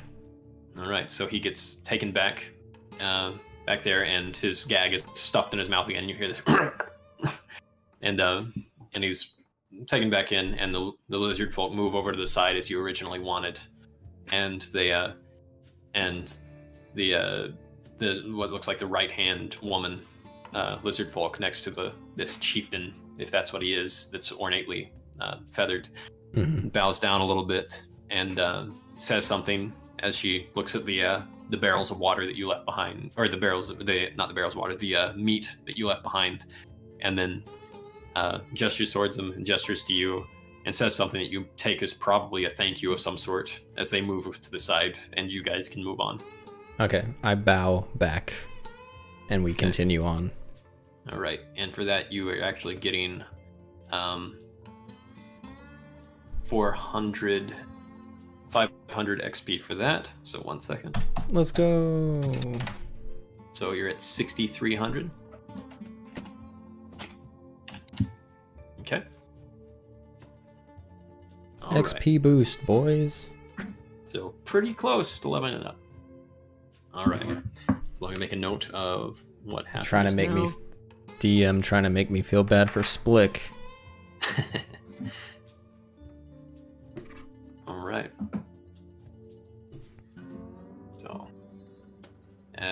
So you're 3 days southeast. You have. Well, let me check one more thing. All right. So as you're continuing to travel, let me just check this.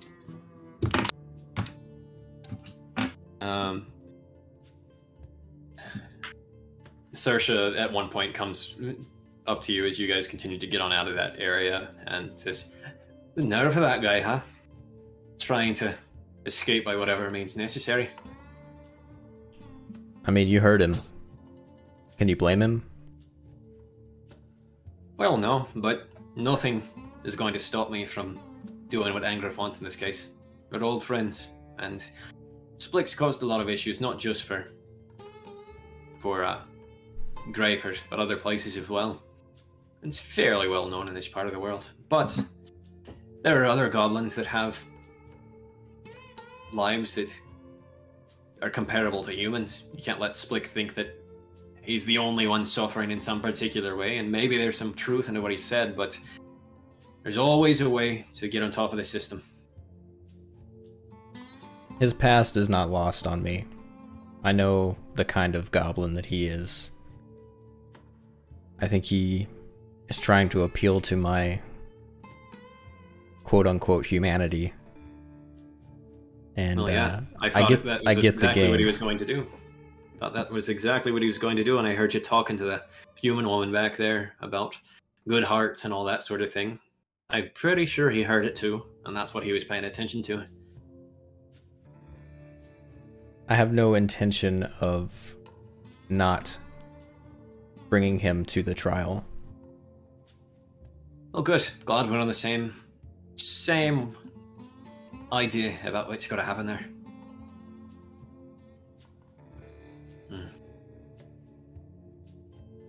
Well, back to my rounds. Keeping an eye out. Okay. Okay, so...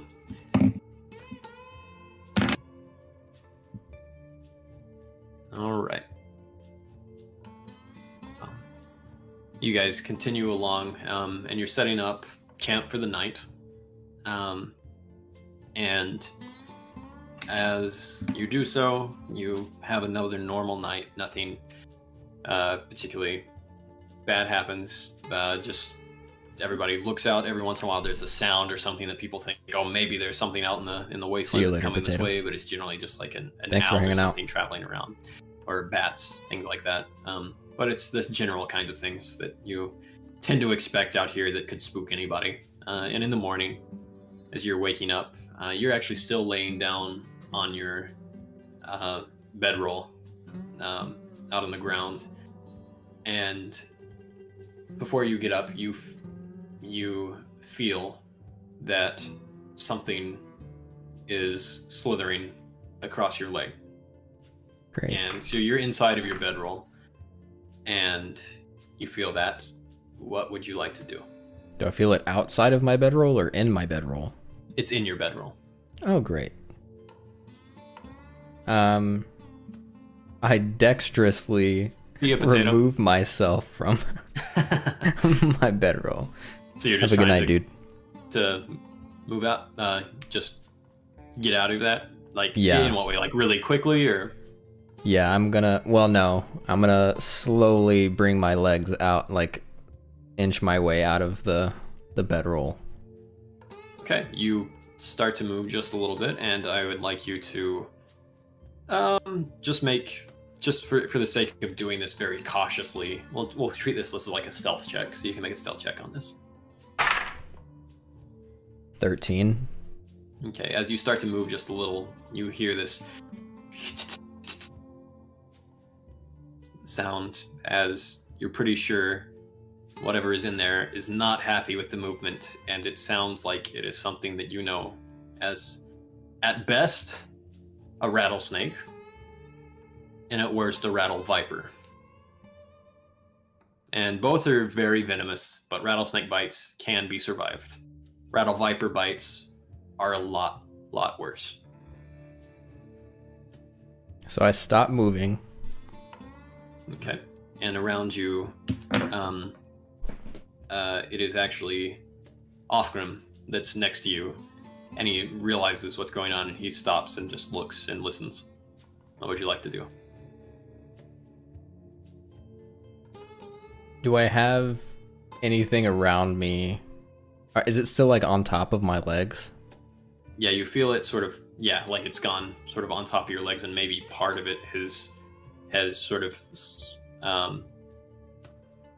slithered around, so it's partially under, like, your knee in one spot, and the other part has come up. Yeah. Okay.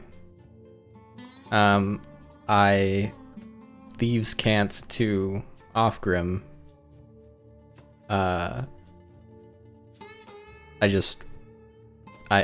say rattle. Okay. He nods, looks over at it, and tries to sort of get an idea of where it might be, but it's really difficult with the thickness of the bags that you have, especially in the winter here. And he says, "Ideas?"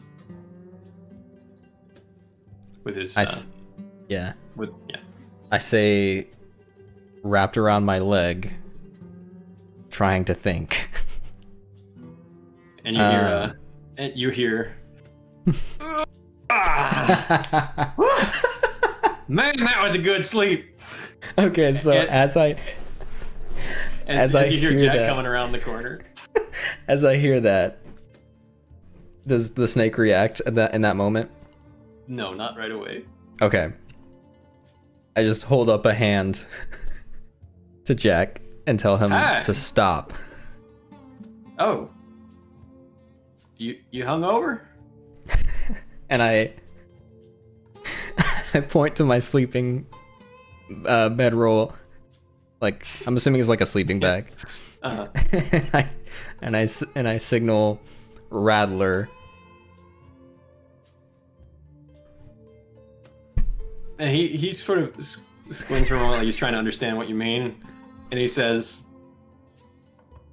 "I got two very different ideas of what you could mean right now, but he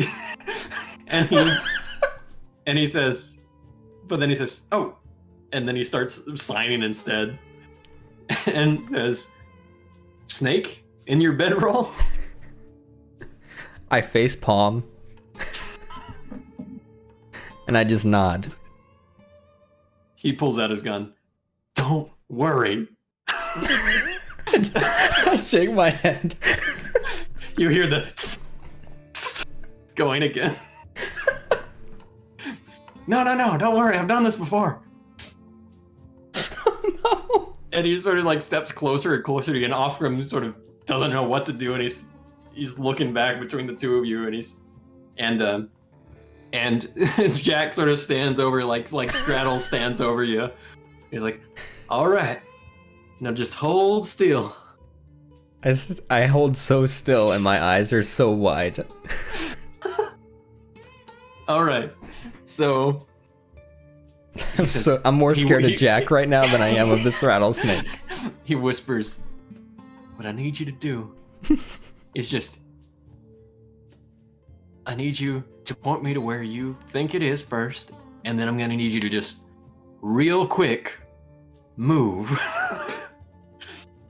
I mean, like, I'll be able to react, don't you worry.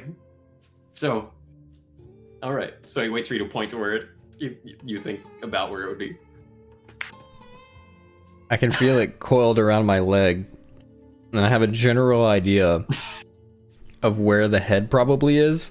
Yeah, it's just like a few inches down below your groin area. Of course it is. So I point a little bit below my groin area. All right. And I say...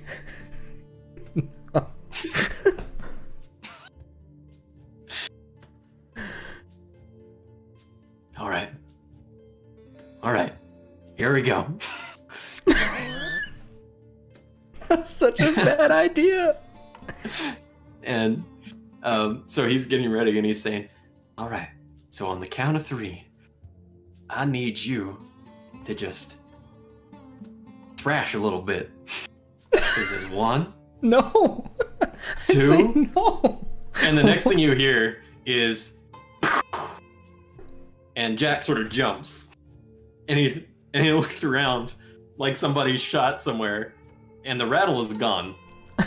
And you look over, and up, just sort of sitting on top of the caravan is cross-legged is these 2 little goat legs, as Saoirse has sort of been pointing this rifle down, and she's shot right in the spot.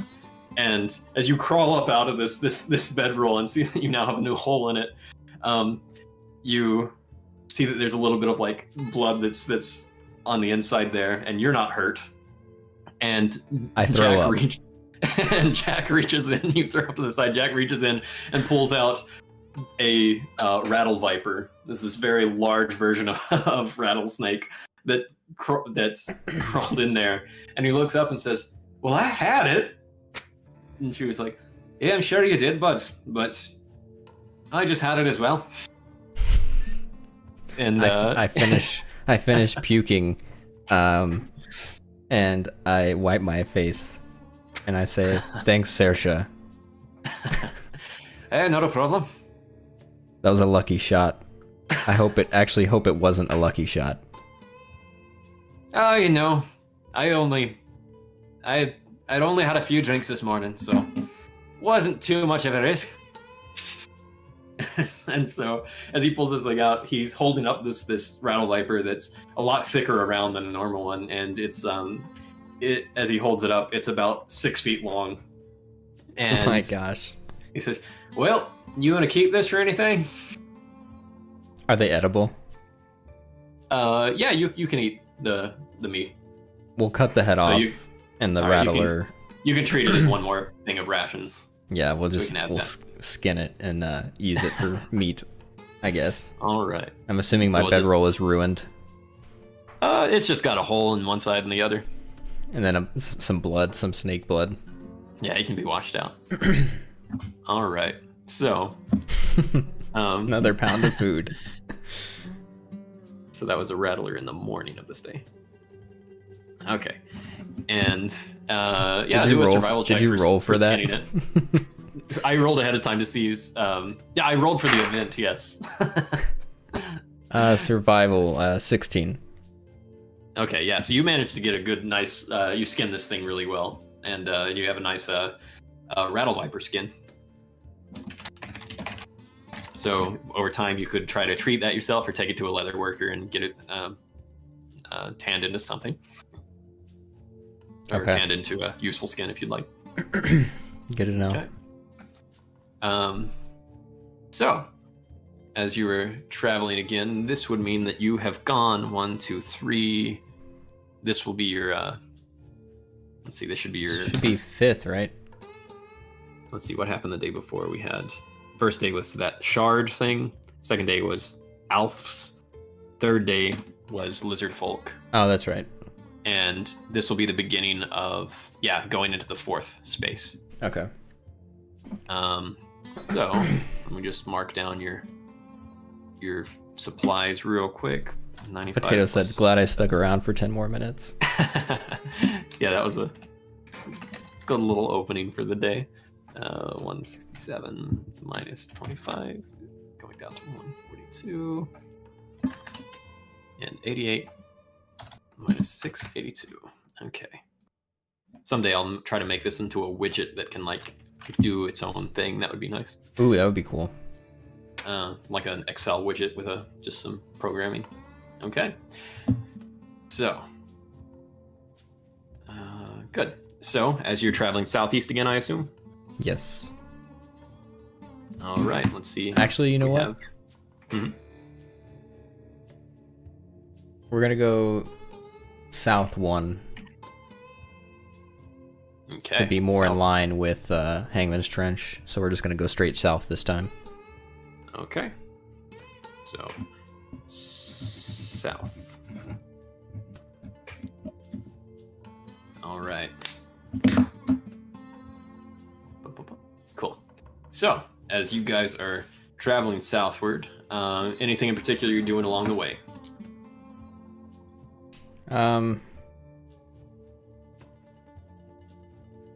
Talking to Offgrim. Okay.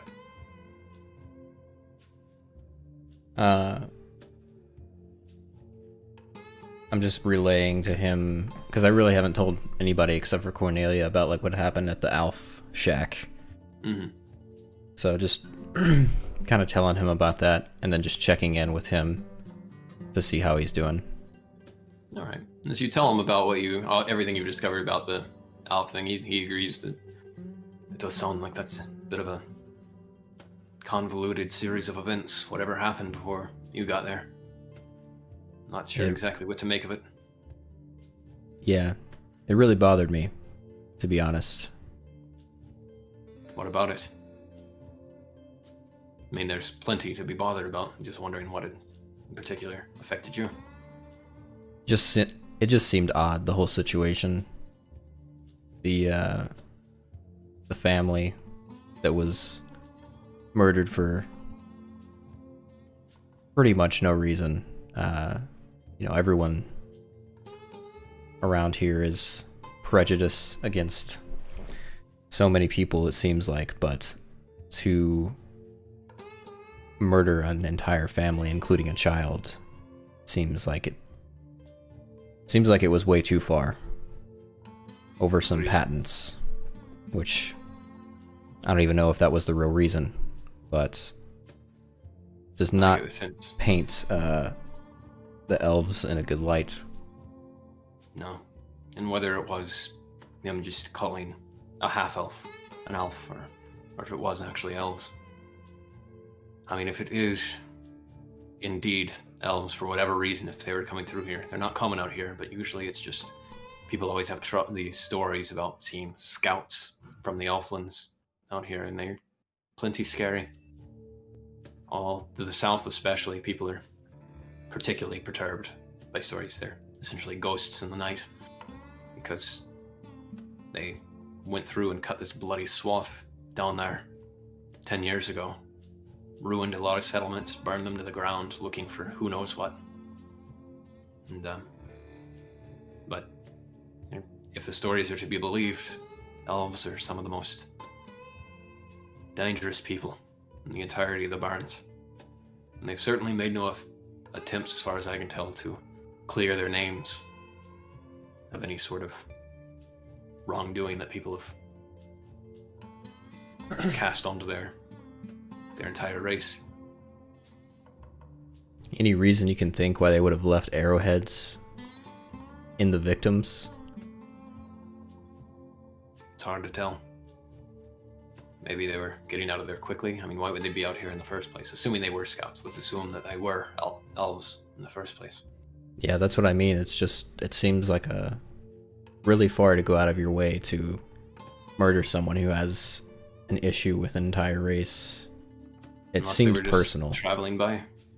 Well, if you think about it, there are plenty of people that, as you said, are prejudiced and hate one group of people, one race of people, for all sorts of ridiculous reasons. And they might just be cruel towards them just for the sake of it. I've certainly seen it against half-orcs. So maybe it works both ways.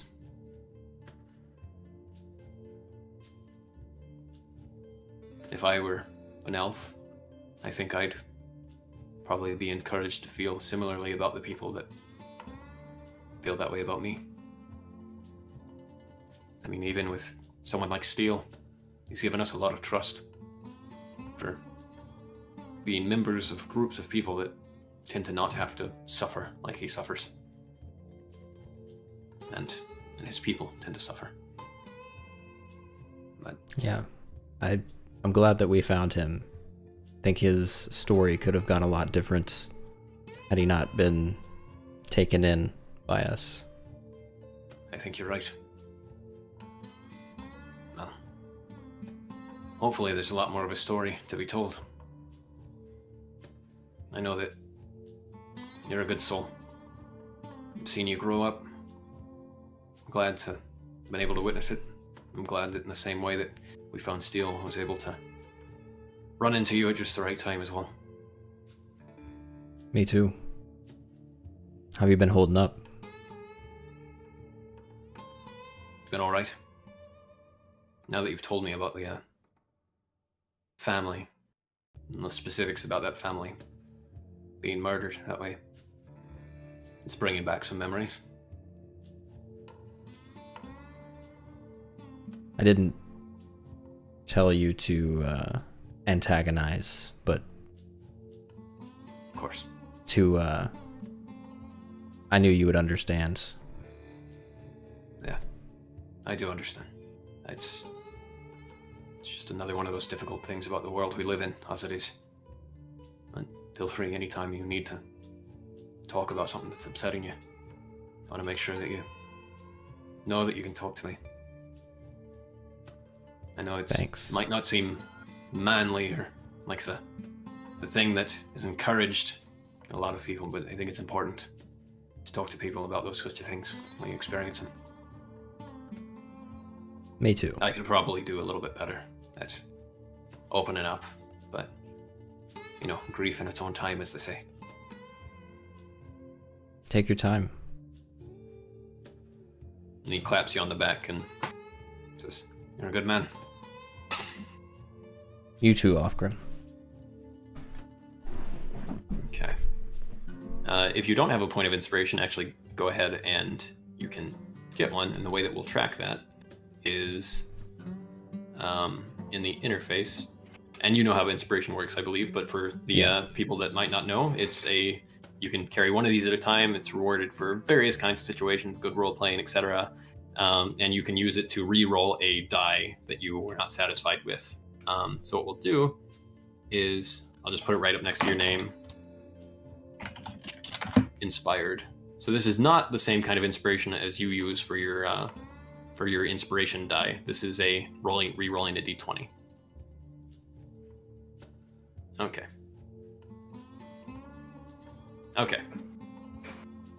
Okay. So, as you're continuing to travel, up ahead there is a somewhat of a similar type of situation where you see there's a lot of sort of pillars of stone all around that have crumbled from, it looks like, eroded things that used to be mesas that have sort of come into, now eroded into like needle-like spires that are all around this region. So they don't provide a lot of shade per se, but they do provide a little, and you can travel through them and get a pretty good idea of what you're seeing around in the area. It's certainly possible that somebody could set up an ambush, or that wild animals could sort of use that as a hunting ground or a lurking ground or a haunt, but it's kind of an unavoidable area. So Cornelia brings this to your attention and says, what do you think? Should we just try to take the extra day to go around? Because that'd probably be about what it would take, or just go straight through. So it's similar to the last area, but so like more instead of the water being the issue here for the shade, it's just the extra time to get around it. Yeah. But it's dead water? There's no dead water out here so far that you can see. It's just like a lot of needle rock spires all over the place. Eroded mesas and plateaus. Okay.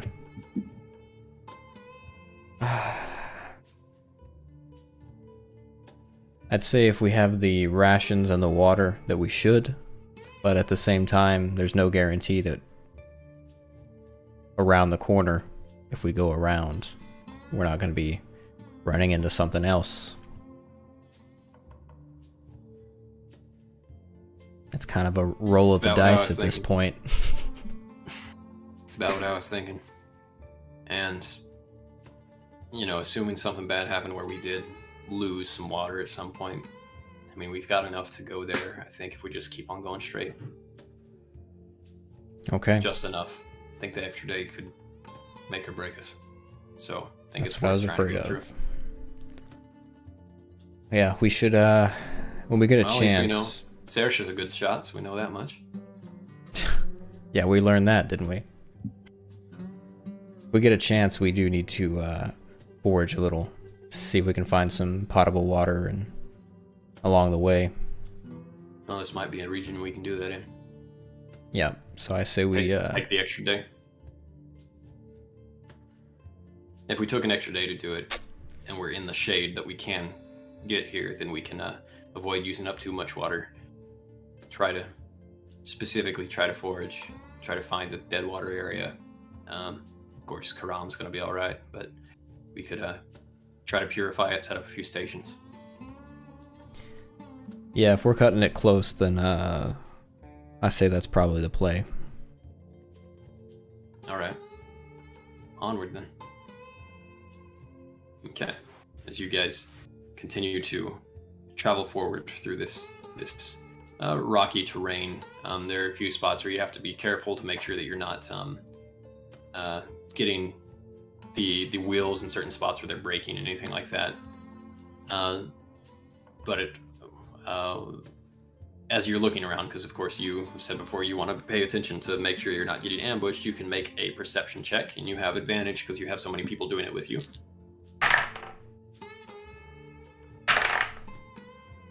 13. Okay. As you're traveling, sort of off to the side, you suddenly hear a child's voice saying, Hey, please help! Sounds like a little girl. Okay. I look around and try to figure out which direction and if I can see her. You looking over in the near the edge of one of these places that sort of crumbled down. There's a girl that looks like her. She's sort of dusty, and she's got looks like she's just got like been out here for a while. Her clothes, there's like a tear on her arm here where her shirt is torn a little bit, and her leg is kind of looks like it's trapped under a small boulder that's fallen down or has rolled over in this area. There's a lot of other rocks around that seems like there was a little recent landslide of sorts. Okay. And you see her just maybe like 40 feet from you. Okay. Hey, please help. I stop the wagons and I say, Steel, come with me. All right. And so I Steel go over still gets up to. and goes over with you. Yep. And as I go over, I say, what happened? I was just sorry. My village was attacked, and I was out here on my own, and I'm hungry and I'm scared, and there was a rock slide because I thought I heard somebody coming, and I've been stuck out here for a few hours. Okay. Me and Steel lift the rock off of her leg. All right. So you guys grab this and start rolling it away. And as you do this, you hear a from behind you. And you hear another voice, another child's voice, this one a male, saying, "All right, fellas, you've got a few guns pointed on everybody in your party, and I'm going to need you to go ahead and throw your gun belts down." And the little girl, then you realize she also has, her leg was under a little crevice that had been dug into the ground there. And she has a sawn-off shotgun as she's leaning back and smiling up at you guys and sort of tilts her little hat. And she has a sawn-off shotgun as she stands up. This is why we don't travel with kids. Okay, I put my hands up. All right, don't worry. Let's put your those gun belts down one at a time. First, you with the blue skin. So I stand up. Do I see these other people that supposedly have guns on us?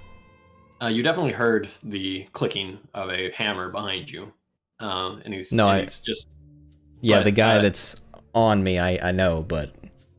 Right, so as you can try to sort of discreetly look and see if there are others.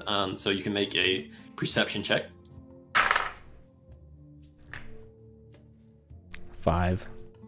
All right, you are not sure if you see anybody else around, but you do see that over at the wagons there seems to be something going on where at least Jack is holding his hands up, and it looks like Offgrim has sort of been, maybe he's slowly holding his hands up as well, and they're kind of not looking exactly in your direction, as if there's something going on over there too.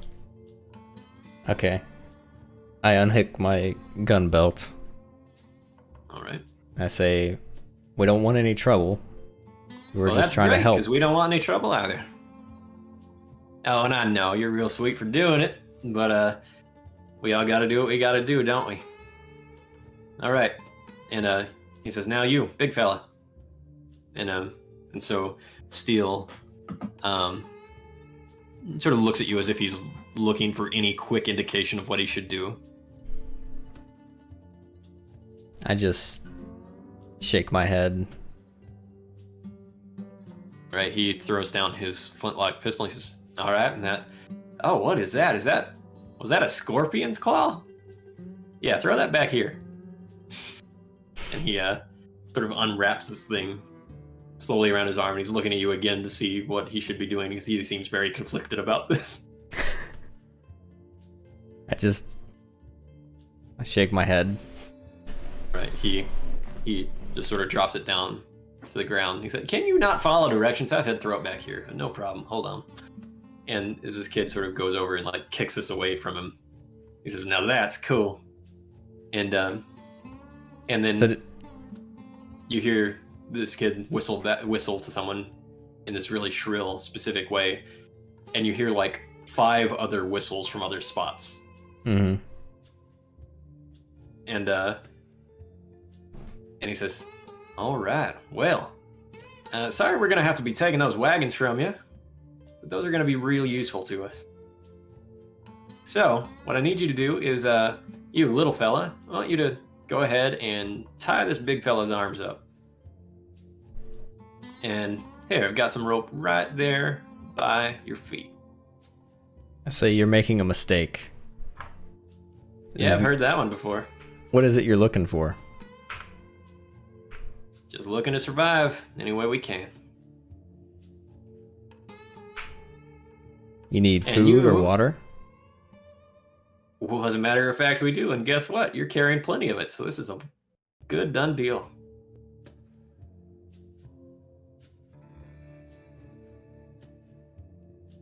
So what does he do?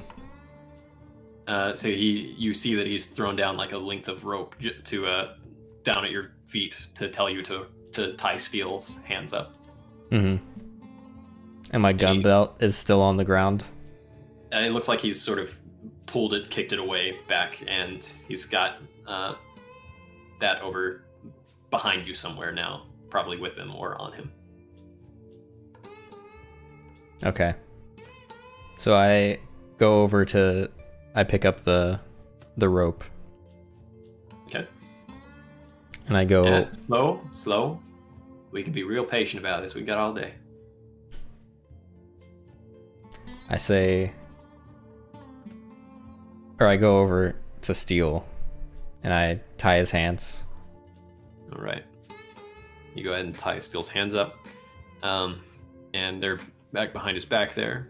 And he, this kid says, all right, looks pretty good. Go ahead and tighten those up a little more. If it just cuts off your circulation for a little bit, you understand. You gotta do what you gotta do.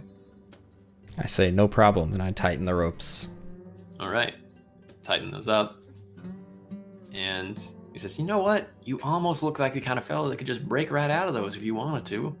So we're going to go an extra length, and we got these off of somebody else recently. And he throws down some iron manacles right behind you as well. He says, why don't you put those on too? On the big guy. So as I'm bending down to pick up the iron manacles, I'm also going to grab a handful of sand. Pocket sand. I'm not going to put it in my pocket, but I'm going to reach down to grab the manacles, and then See how stealthily you can do this. Yeah, okay. It's all just kind of like one smooth motion, but yeah. I got a holy crap. I got a 25. So, okay. Yeah, so you just one smooth motion, you have like basically a sleeve full of sand that you yeah. And I just throw it right in the kid's eyes. All right, you turn around and throw this in the kid's eyes, and I also grab the manacles, by the way, like as I'm doing that. All right. So let's actually go to the battle map real quick. Okay. And let me grab that, and we'll set this up to make sense of it. Which one should I be on? We're going to, it says extras. Battle map -monk. Yeah, but I'm in Greyford, so am I? Which tab? Oh, am I? larger map, just normal. Larger map. Okay. Map.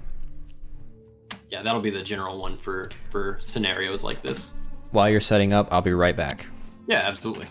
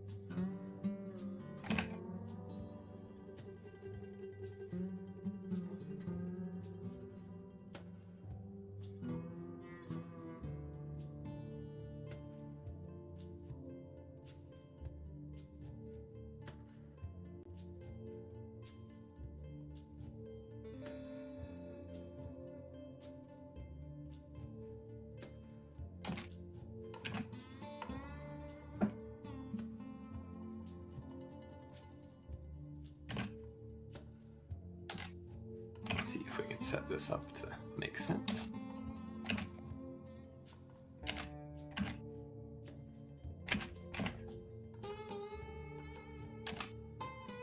All right.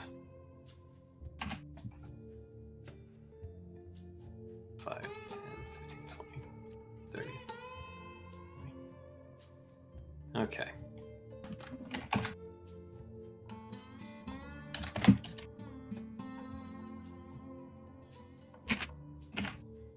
I'll make sure that this... So if you would like to put everybody in the, just the initiative, everybody's names under yours over at the edge, that would be helpful.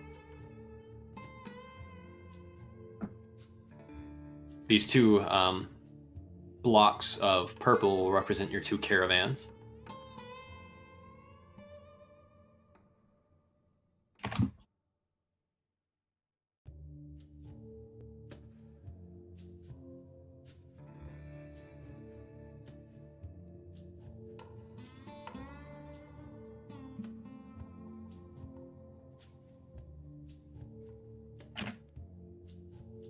Okay. This will take a little bit of setup.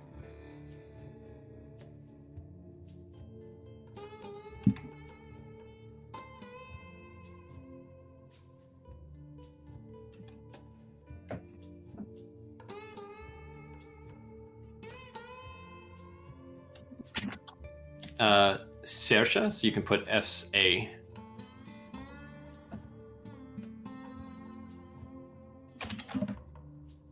Okay.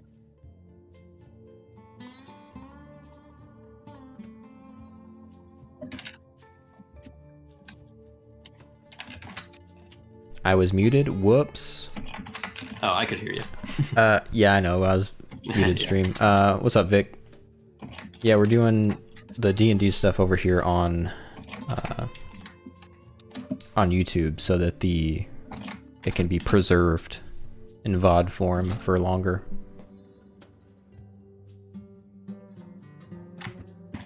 And let's put, yeah. So her name is very odd. Yeah, how do you spell it? There we go. It's a Gallic interesting name, Sersha. And let's see, so Mary, let's also put Mary on here. And that's going to be M-A. And then we're actually going to put a few of these, because these are kind of other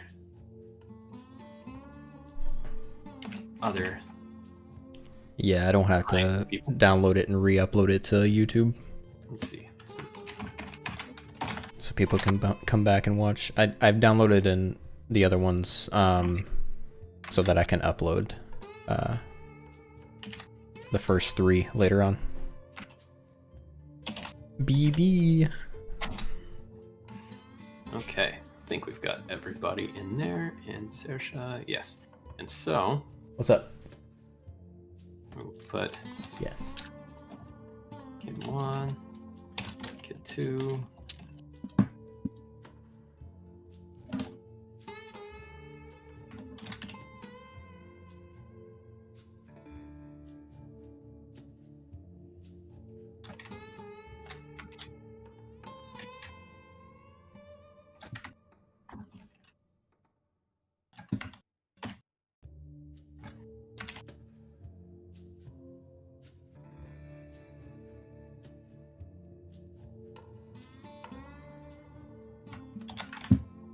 Okay.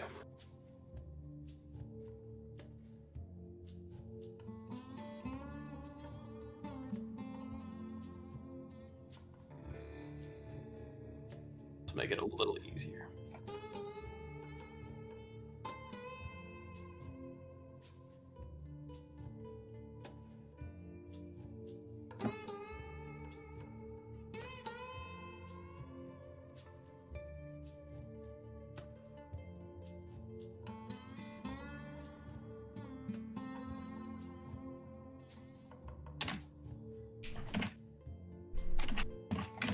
That is a lot.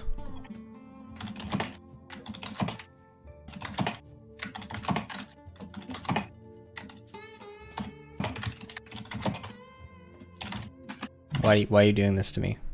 What a moral dilemma this is, huh? Why did you do this? All right. So, basically, what I need now is for you to roll initiative for yourself and everybody else in your group, and your initiative modifier is just your dexterity modifier that's added to the d20. Yeah. Okay. So that's a 13 for me. I'll go on here and do this.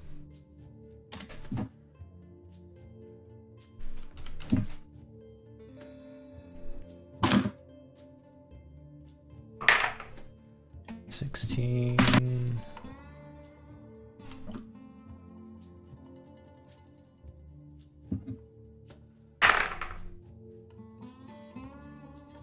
Okay.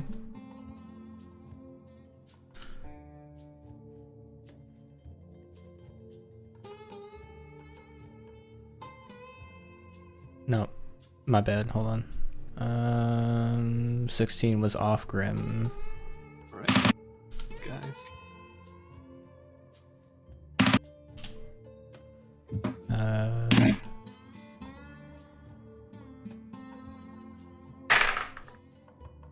Ooh. And I'll get married. And Saoirse. Jack. 16. Dang. And then Karam Karam. gets a +4.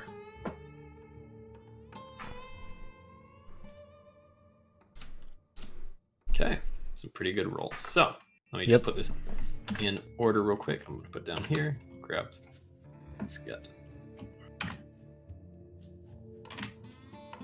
That one more time. How you doing today, Vic? 19. And oh, we had a 20 for Karam. Nice. Yeah. All right.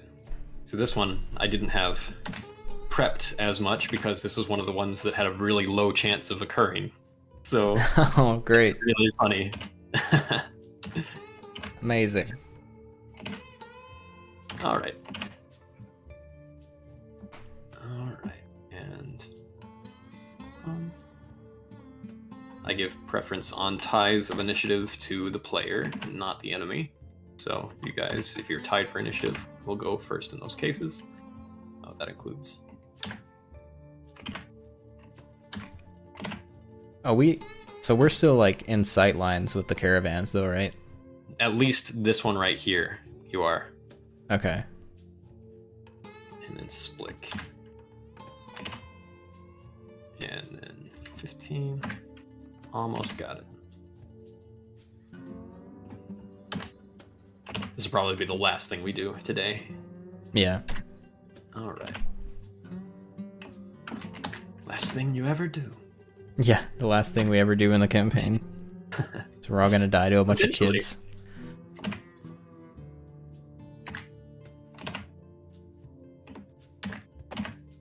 Okay, so I'm giving you just you in particular, a bit of a surprise turn because you are trying to pocket sand this kid. So as he is considered kid 1, he's sort of right behind you there, and you try to throw it into his face to sort of blind him, hopefully. So I need you to make a d20 roll, and you're going to add your dexterity modifier to it.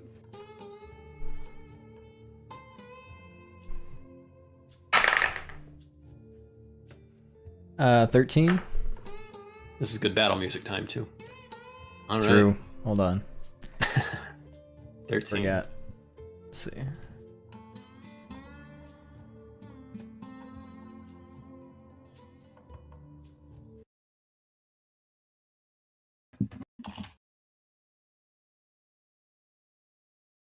Skirmish.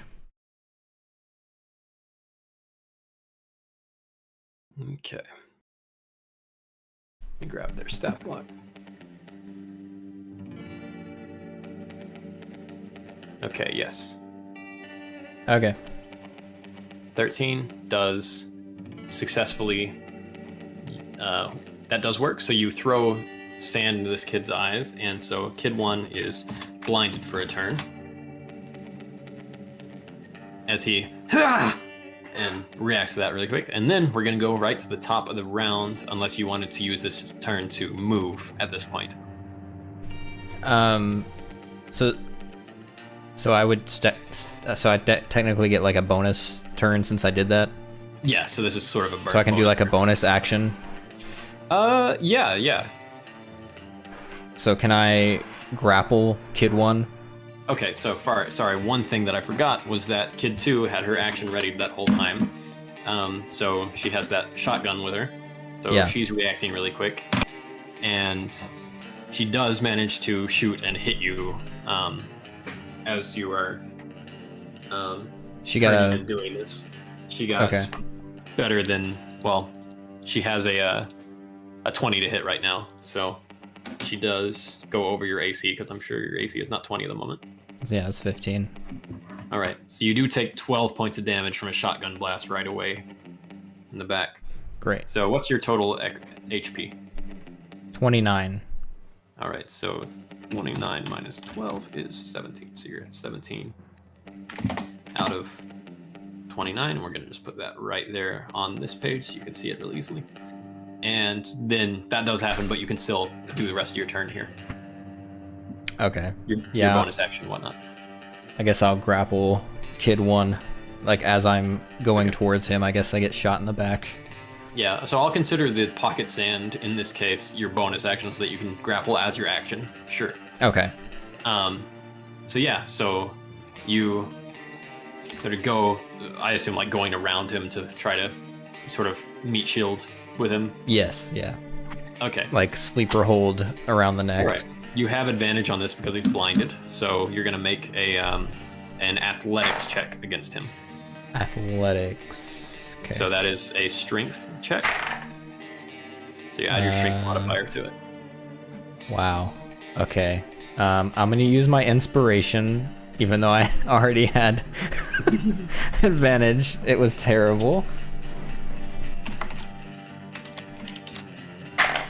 Oh. Okay, natural 20 on the inspiration roll. Okay, you go out behind this kid, you grab him and like basically chokehold him, and with this reaction, he actually sort of had your gun belt just sort of like there hanging off a hook on his side, and you can grab your gun while you're there. And and you have that as well. So you are armed again. Okay.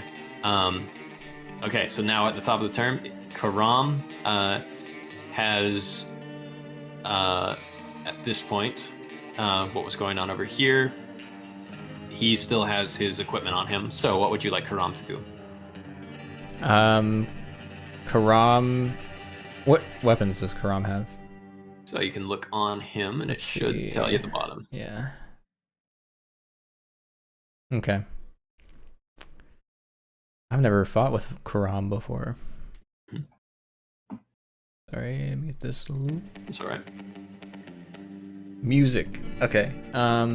He has a rapier and 2 revolvers. Okay, I guess he's gonna take out his revolvers and start shooting at some younglings. Anyway, I started blasting. Anyway, I started blasting. And he's gonna go for K8 here. Okay. So, as an age reference, the 2 kids around you are probably around like 10 to 11 years old. Okay. Okay. Okay. So I can't see Karam or the others or what they're gonna do, so I'm just gonna assume that they're gonna react from hearing a shotgun shot. It's reasonable. Man. If you want to say something that's like within 6 words that you could yell out on your turn, you absolutely can.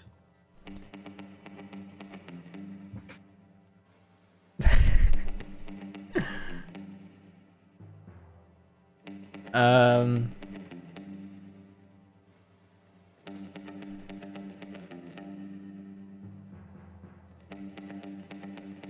I yell.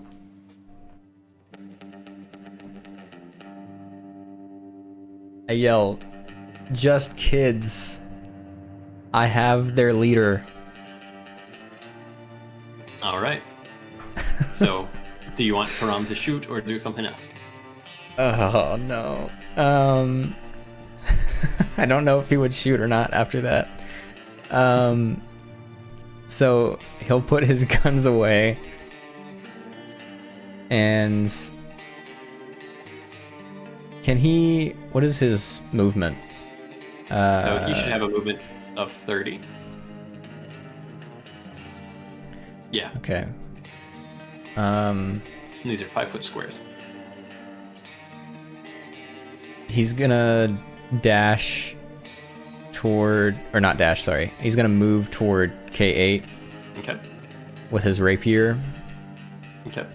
And just like try to pin him, I guess. Not with the sword, Okay. but just like, So not try to attack him, but like try to sort of pin him there Yeah. to the rock or something. yeah. Okay. Sure. So I'll make it like a normal attack roll to see what he can try to do here. So just do a normal attack roll with his rapier, and he has whatever bonus it says. Okay. So we got an 11. It's an 8 to hit. Or that's a +8 for him. So. Oh wow. Okay, so 19. So, yeah, he's a fighter, and they get some good bonuses. Yeah, so he sort of goes over and pins this kid's the top of their like overalls essentially to the wall Yeah. there,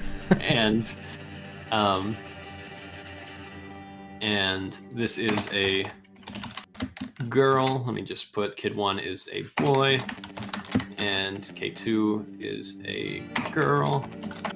All right, and she is pinned. Okay. And then Saoirse, I'll control her for now. Okay. She is right over here. So Saoirse, just 5, 10, 15, with her staff, just whacks this kid across the top of the head. and Just bonks him. yeah, essentially. And let's see. Okay, so she does not roll very well for. She's been drinking too much. She hits, but she doesn't do a lot of damage. So let me look at her damage real quick. Well, she wouldn't want to be like doing too much damage. Just like Yeah, hit him in a she's trying specific to spot to knock him out. Yeah. Oh, okay. So let's see. So she sort of conks this kid on the head. This is a boy, and you hear this, "Ugh!" And then after that, she immediately like jumps up and like roundhouse kicks him. And she is a very monkish character. Love And this time, oops, wrong die. Yeah, so this one, she KOs this kid. And she has one more attack, and she runs over here and just tries to like lunge forward and hit this kid with a lunging jump at him. Mhm. So this kid, I'm gonna mark him as purple, KO'd.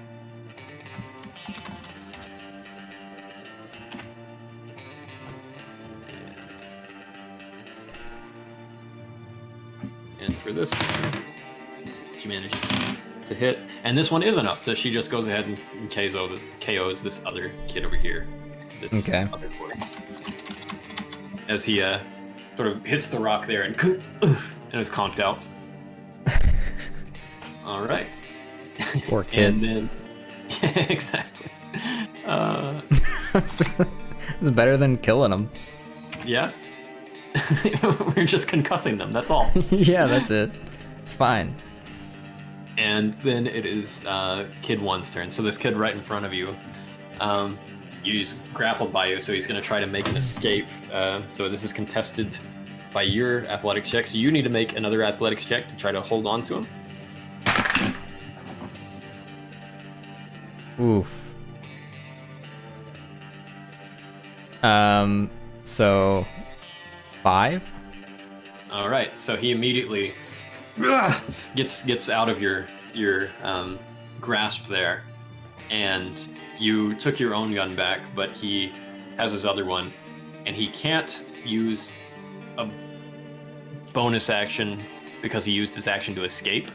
Mm-hmm. So he can't use it for that, but he can attempt to run, but he can't disengage. So you can try to do an opportunity attack. Yeah. If you would like. All Okay. right. So he tries to run. And what are you attacking with? I'm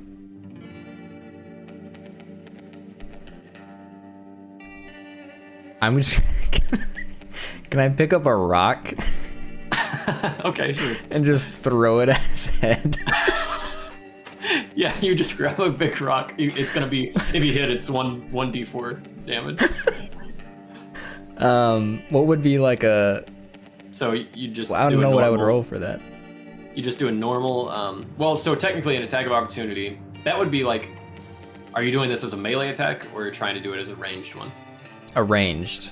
Okay. Like if he's running away. Yeah, sure. So you would just add. You don't have proficiency in it, so you would just add +5 to this roll. Okay. Well, I rolled. Wait. Sorry. What's your dex modifier? My dex is 4 plus 4. Okay, so just +4 to this roll. Okay. So then it would have been an 11 because I rolled a 7 on it. Okay, not quite enough, as this kid just looks and sees a rock fly over his head, and he looks back like, what are you trying to do? And 5, 10, 15, sees what's going on there, decides he's not running out that way. So he sort of puts himself right up against the wall there and looks back at you and is getting his gun ready. And it looks like he has a shotgun as well, a sawn-off shotgun. And then, okay, he has no other options there, but he gets rid of his he could barely like move as he was blinded to find his way around, but that's about as far as he can go and shake out his eyes. Okay. So, it is Cornelia's turn. What would you like her to do?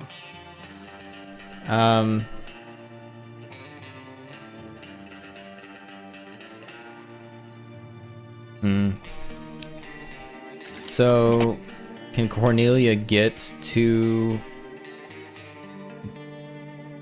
Well, she got 30 as well? Yeah. She should. Can she get to right here? 5, 10, 30. Yes.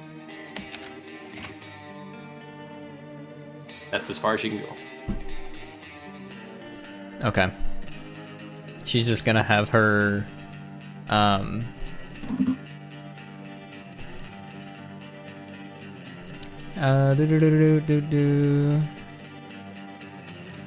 guess she's gonna have her short sword out. Okay. And is that her turn? Yep. All right. Steel can attempt to do something with his hands tied, or he can try to break out of them. Is behind his back. Yeah. Okay. So so Steel is gonna run with his hands tied toward this girl that's still on the ground pointing a shotgun at me. And he's basically gonna like... But she did stand up. She stood up. Okay, that's fine. So he's gonna like lineman tackle her. All right. Like just using his body. shoulder check her. Okay. So she's a lot smaller than him, and he's pretty big. So yeah, okay. So you'll make this as an unarmed strike, basically, but this could potentially do some damage. So he runs forward and make a. You'll add his strength modifier to this attack. Natural 20 plus 5. Okay. I'm gonna make it so that he ran this way. He runs forward, So what I need you to do is roll 2d4 and then add 5 to it. Oh no.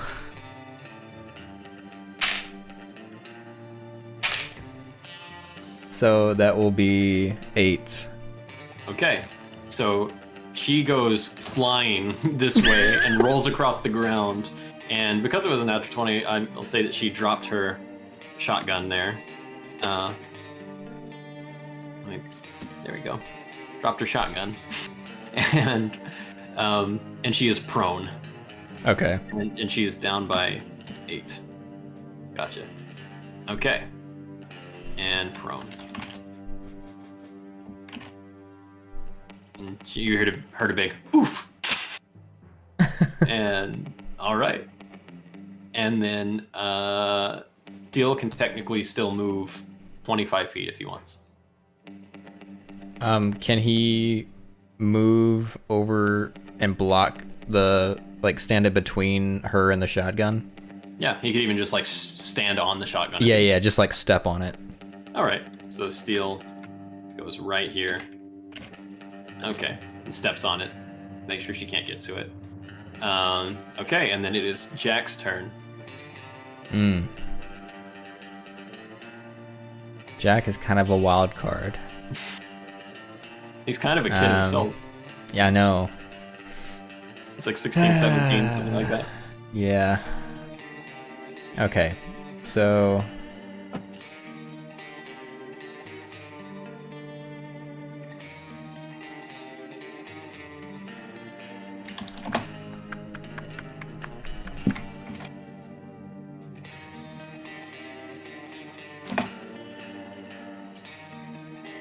Okay.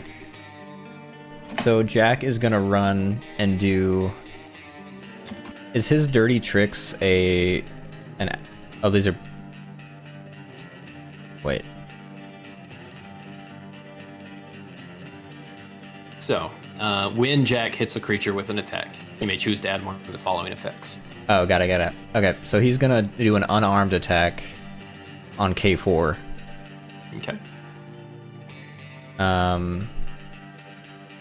So he's just gonna take a swing at this other kid. Okay, just try to punch him. Yeah. Okay. Is he trying to use hamstring, discombobulate, or disarm? Disarm. Okay. Assuming he has a gun, right? Yeah. Yeah. All right, so just add his strength modifier to this attack. So Okay. it might not be great for Jack. It's a -1. He got a natural 20.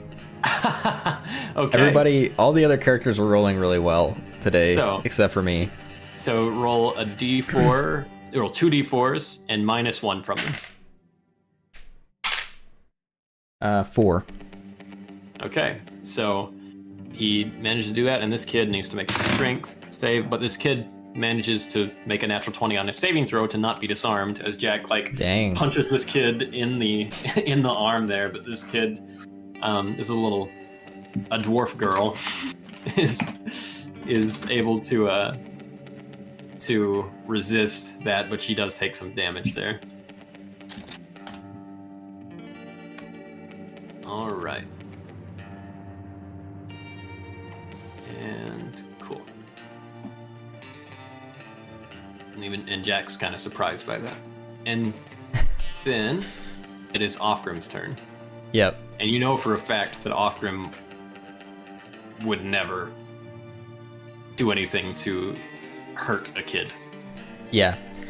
So what I want Offgrim to do is, normally he would go into rage, but he's gonna paternal rage? Yeah. Yes. So he's gonna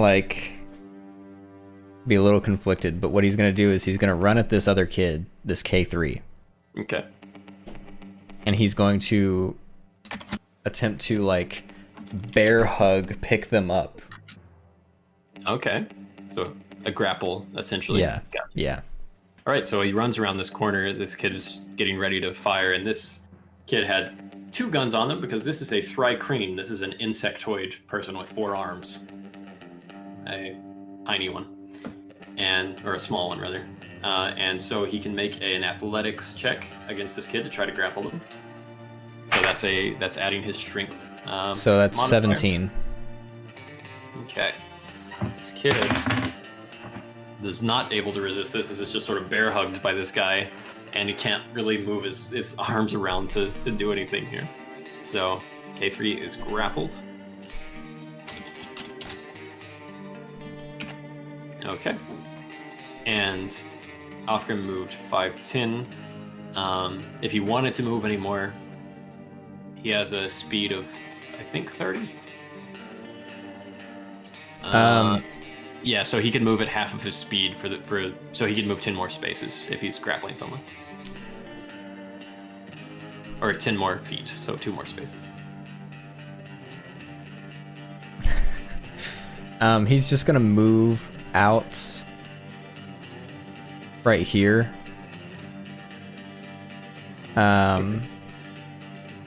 With this kid grappled and facing this way towards Jack and this other kid that has not been touched yet. Gotcha. Okay. And okay, so kid number 2 back here just had her shotgun stood on by Steel as she's down on the ground there, and she sort of does this like, "Oh no, I'm so sorry," and then throws sand in the same way that you did up towards Steel's face. And oh wow, what's so instead of AC, this would be more of a dexterity check to avoid it. So I'll have you roll a dexterity saving throw for Steel. Saving throw. He doesn't have anything to plus saving throws, but would he still do his dex modifier? Just get yeah, you just get a +1. He just doesn't add his proficiency. So bonus. he got a 9. Okay, Steel is blinded, and as he and his hands are tied, and he's blinded, and so he doesn't see where she goes as she 10, 25 goes out of there. Okay. And then Splick is sort of just looking around, trying to figure out something, and seeing what's going on as he's reacting just by trying to tell what's happening this first turn. This kid that's being bear hugged by Ofgrim attempts to break out but fails, and then it is Givik's turn. Okay. So Givik is gonna run toward K1 again. Okay. And just do a tackle, I guess. All right. Really doesn't want to hurt these kids, but it's starting to make him angry. So that will be what, strength or dex? Yep. Or Strength. Athletics check. Shoot. Okay, well he got a 3. Okay, so this kid just sort of dodges out of the way as you try to grab him, and he's still right there in the same space, but he manages to not get grabbed by you. Okay. Okay. And then that would be your action for the turn. BB is also just taking her first reactionary what's happening glance around, and number 4 right there is that dwarf girl that just got punched in the arm. She has a sawn-off shotgun, which means it is a point-blank weapon, so she can just go ahead and attack without disadvantage right next to him. And but Jack, fortunately, is very dexterous, and he just sort of basically pushes her hand down just enough that she was going to get him right in the belly, and it just goes right under between his legs and down to the ground below, and he just and pushes it out of the way so that he doesn't get shot where the sun doesn't shine. And then kid number 5. Where's kid number 5? Where'd you go? I didn't realize there was a kid number 5 anywhere. Maybe Well, you numbered them wrong? Maybe so. 1, 2, 3, 4, 6, 7, 8, 9, 10. I think I did. In that case... It's K6's turn. in that case, surprise, kid number 5. Wait, no, he wouldn't have been there because he would have been seen. All right, You can't just 5. add another kid. They was intended to be there. There's kids everywhere. Shoots towards Saoirse, and misses as she just sort of like takes a sip of her whiskey, and then the bottle breaks as a bullet goes through, and she looks at And it. now she's and enraged. Stares at that kid, and he does. And so he is a. Actually, let's determine real quick randomly. He is a hobgoblin boy. Okay. And then it is Wugtub's turn, and he essentially just looks over towards Mary and is trying to decide what's going on and what should he do. Kid number 6 runs this way, 5, 10, 15. Actually, 5, 10, 15 tries to get behind Jack to get a little bit of an advantage here. And sort of flanking him there. And manages to shoot him in the back.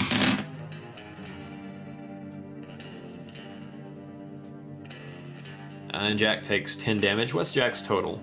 30. Okay.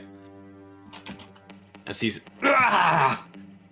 Didn't like that, not one bit. And this kid is a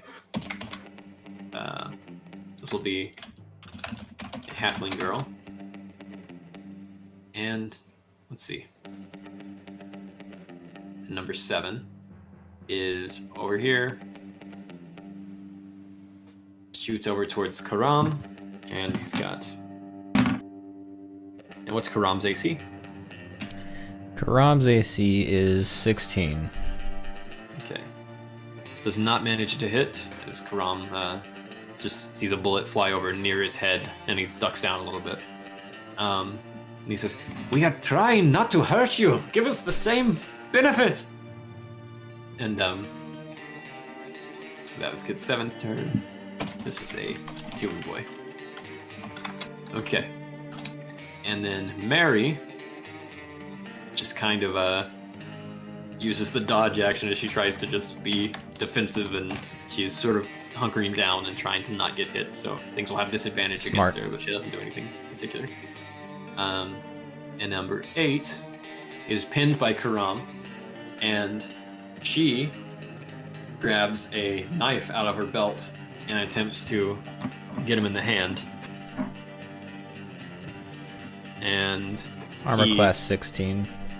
And he just grabs her hand and prevents her from being able to do it as she attempts to attack him that way. Let's go, Karam. And let's see. Number 9 is knocked out, number 10 is knocked out, and then it is Karam's turn. So he's gonna take the knife that he just grabbed from her, and he's gonna flip it around and pin her her sleeve of that hand to the rock. Okay, so he flips it around in his hand and just attempts this. So make a just a normal attack, adding his dexterity modifier, which is 4 for him. I'm sorry, he also has a proficiency with those sort of weapons, so he's also adding his proficiency bonus, so it'll be a +6 for him. So he got 18 on the roll, so. Okay, yeah. So she is double pinned. Okay. That's not a real term for D&D, but we know what it means here. So Double pinned. So he has her pinned on one side with this rapier, and then on the other with her own knife. Yeah, and then in the same like kind of swift action, he pins her and then swings around and just dashes toward this kid. Okay. So he can't use this action to do anything in particular, but he can get closer. Yeah. So he runs out of there, and she can't take any opportunity attacks because she's pinned. Okay. And then it is Saoirse's turn. So she just runs over here and says, "Looks like you're in need of a paddling kit." And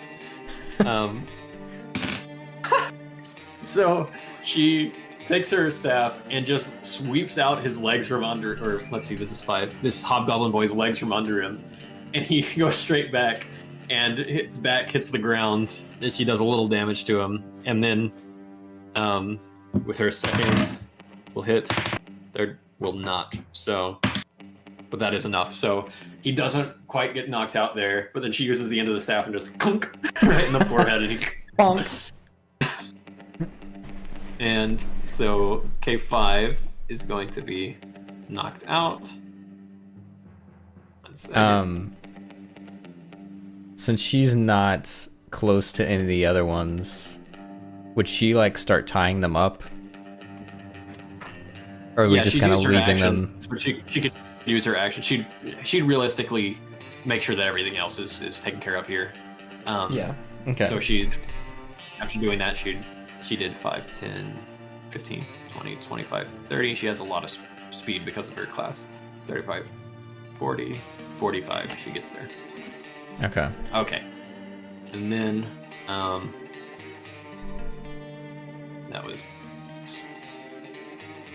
Sersha, so that is kid 1. So this human kid right over next to you says, "You should have just let us take your stuff and go." And as he gets his shotgun ready again, Did he have a shotgun or a revolver?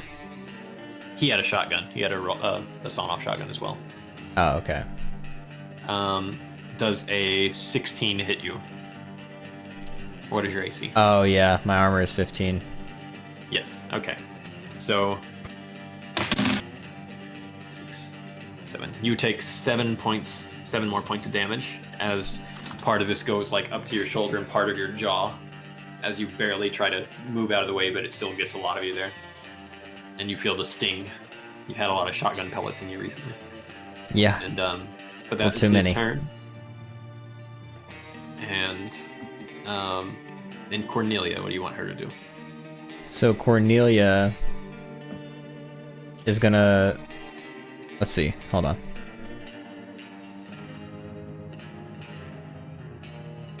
She's gonna come up behind this kid that's facing me and So I have a special rule that I do that instead of like flanking giving advantage, because that sort of takes away, I feel like, from other good things that it's like a variant rule in the Dungeon Master's Guide, but you get for every extra person you get like a +2 bonus to attack rolls against them or things that you try to do. Is that on top of her other +2 bonus stuff already? Yeah, on top of other stuff that you would have. So every additional person you get that much of a bonus. Your surrounding people. It's called Overwhelm. It's a variant rule I made up. So in this case, I want her to come behind him, and then she'll flip her revolver around and smack him, on the head with the blunt, with the stock.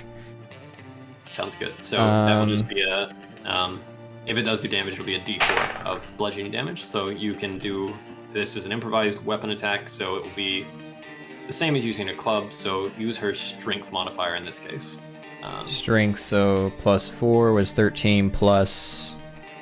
And she will add her proficiency bonus because simple weapons are her thing. So let me check to see exactly what she would do. This would actually be a +6 to hit. Okay, so yeah, then on top of her. Oh, and then the +2 and the +2, so 19. +10 to hit. Yeah, so 19. Okay, so yeah, this hits him. So you can do a D4 of damage plus 4 because this will be treated as a club. So 5. Okay, so let me see what this kid is already at. Kid 1. Okay, he hasn't taken any yet. Okay, but he feels it, and she,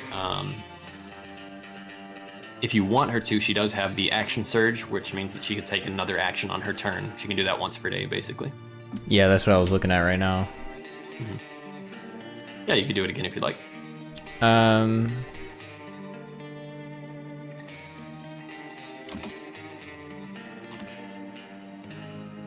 Attempt to target another creature. Oh, no. Yeah, I mean, I guess you can just do like another hit. Okay. So you use your action surge to attempt it again. It's a +10. So 13. Yeah. So that's a good tactical thing to remember, that you can flank people for a bit of a boost. 13 will hit this kid, so you can do a D4 plus 4, or D4 plus 4. Yeah. 7. Okay. So this kid is knocked out as well.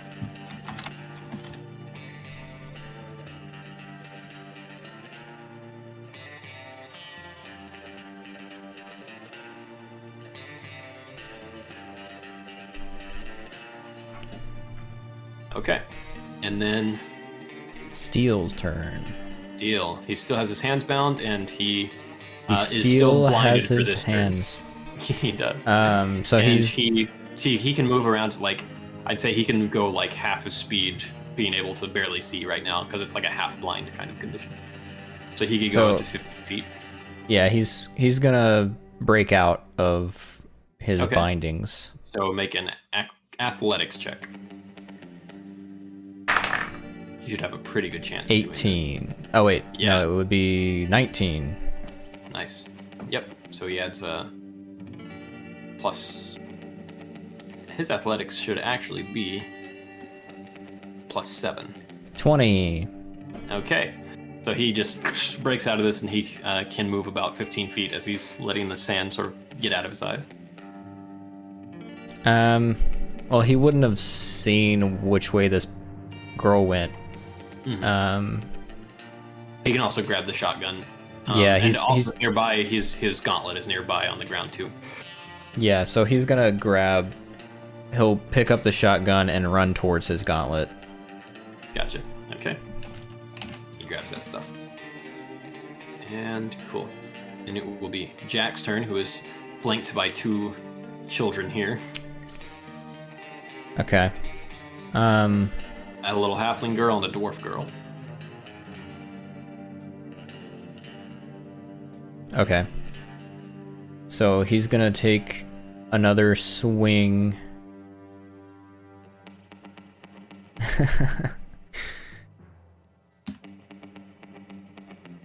Let's see.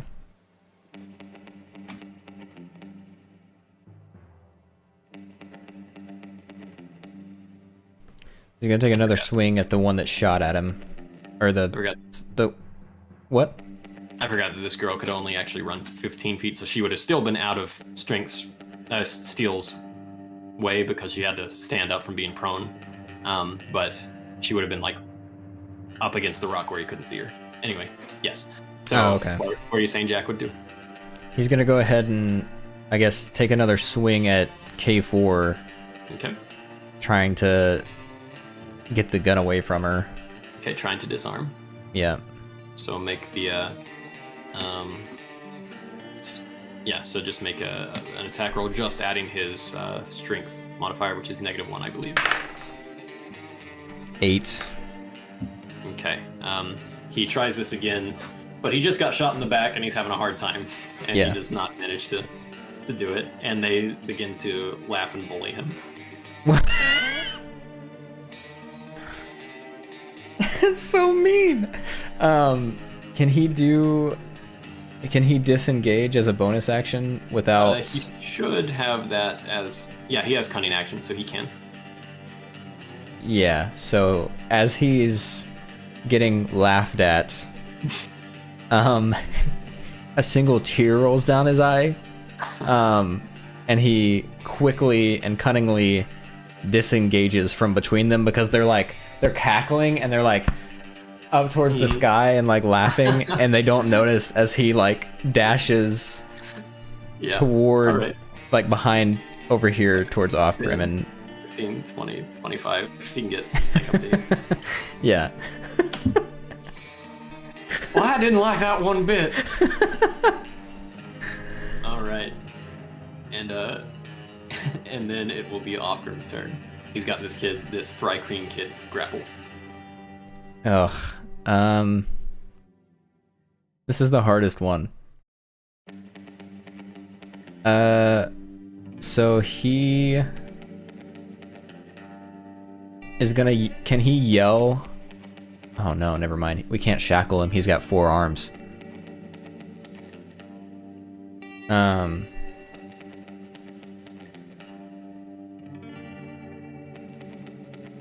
So he's gonna keep backing up toward the big group here. And he's gonna say, "Hey, a little help." A little help here. All right. Okay. And then number 2, she 15, 20, 25, 30. And then she will make a stealth check. All right. K2.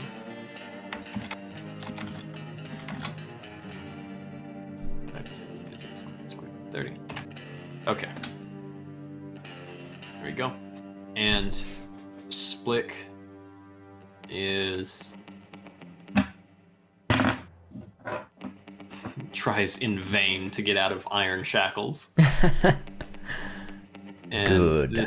This kid here that Offrim's brought sort of tries to like swing his very nimble body, his legs up, and like turns around in just the right way and is trying to get out of this grapple with an acrobatic check contested by Offgrim. So I want you to, for Offgrim, roll a athletics check, and I'll compare it to what this kid just rolled. Strength, right? Yeah. Oh no, it'd be athletics plus 6. Mm-hmm. So 16. Okay, let's make sure that's right because the other one had it wrong. 5, 6. Yes, that's right. 16. Okay, Yeah. This kid's acrobatic check happens to be better than this, and so this kid sort of uses all his arms and just like pokes Offgrim in the eyes with one set of arms and like punches them in the belly and is trying to get away. Doesn't do damage, but he manages to just like a creepy crawly insect break off of this spot here and does 5, 10, and he's running away. So both Offgrim and Jack have the opportunity to do opportunity attacks. Okay, yeah.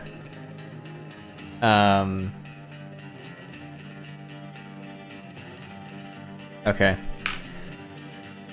So I guess Jack is going to try to like jump on top of this thing as it's crawling away. On top of this, is it crawling or is it running? He's just running. He's like humanoid, and let me send you a picture of a Thrycreen. Yeah. I'll send you a picture of an adult one for your reference. Oops. And let's go to Discord. Copy image.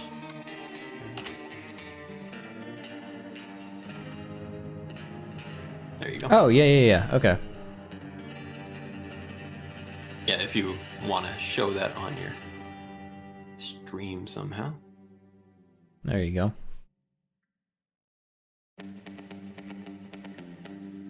It's the child version of Thrycreen. that. A larva, if you will. Okay. Okay. So Jack tries to. I'll let him try to do a grapple as his opportunity attack. Sure. Okay. So make an athletics check with Jack. So it's a -1 for him. Dang, really? He's not very athletic. Nope.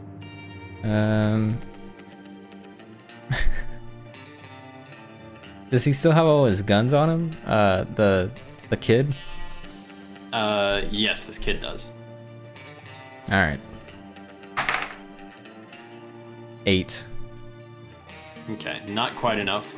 But if you want Offgrim to try, he just broke out, so Offgrim would have disadvantage on this. But he can try to do an opportunity attack as well.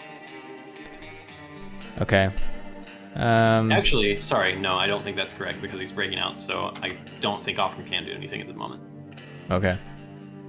So 5, 10, 15, 20, 30. Okay. And then that was 3. It is Givik's turn. So the kid in front of you has just gotten knocked out by Cornelia. Okay. So with the iron shackles, I'm gonna shackle this kid with his arms behind his back. Okay. You use your action to shackle this kid. Would you like to move at all this turn?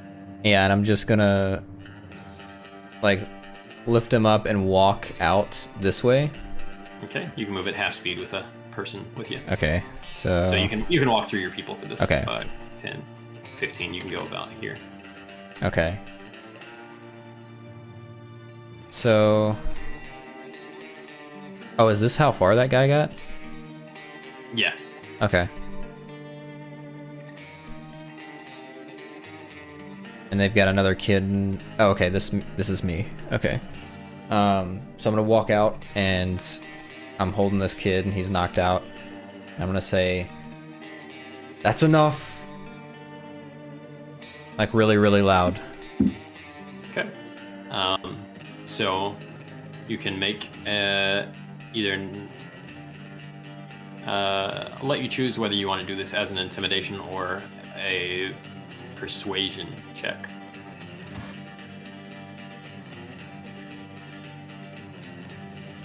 Yeah, we'll do persuasion. Okay. That's a 21. Okay. 1 second.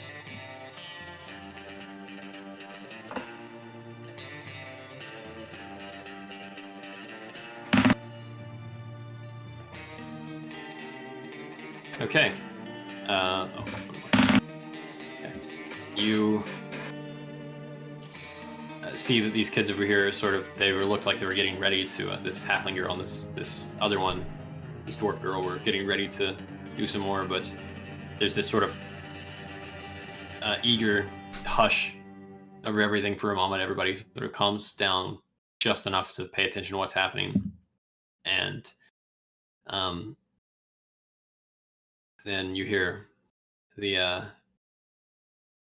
this halfling girl say, "All right, let's all take it easy. Obviously, this didn't go quite as planned, but there's no need for anybody else to get hurt."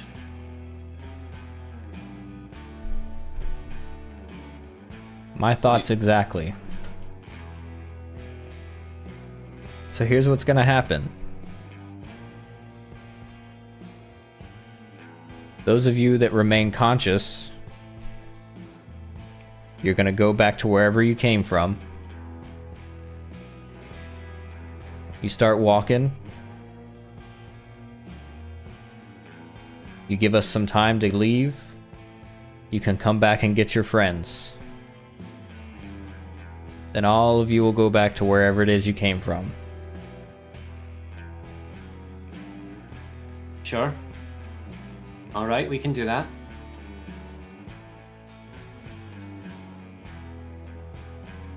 Why not just let us go ahead and gather our friends up now? Sure. First, everybody come and drop your weapons. I don't think that's gonna happen. We don't want to be at too much of a disadvantage here. I cock my revolver and I point it right at Kid 1's back. And I say, "Come drop your weapons at our feet." So this depends on what you would actually do. You can either make an intimidation or a deception check about whether you are bluffing or not. So if you would actually... I would not do that, so it would be a deception. Yeah. Okay, so go ahead and roll that. So that was a 22 with my deception bonus. All right, this guy's not playing around.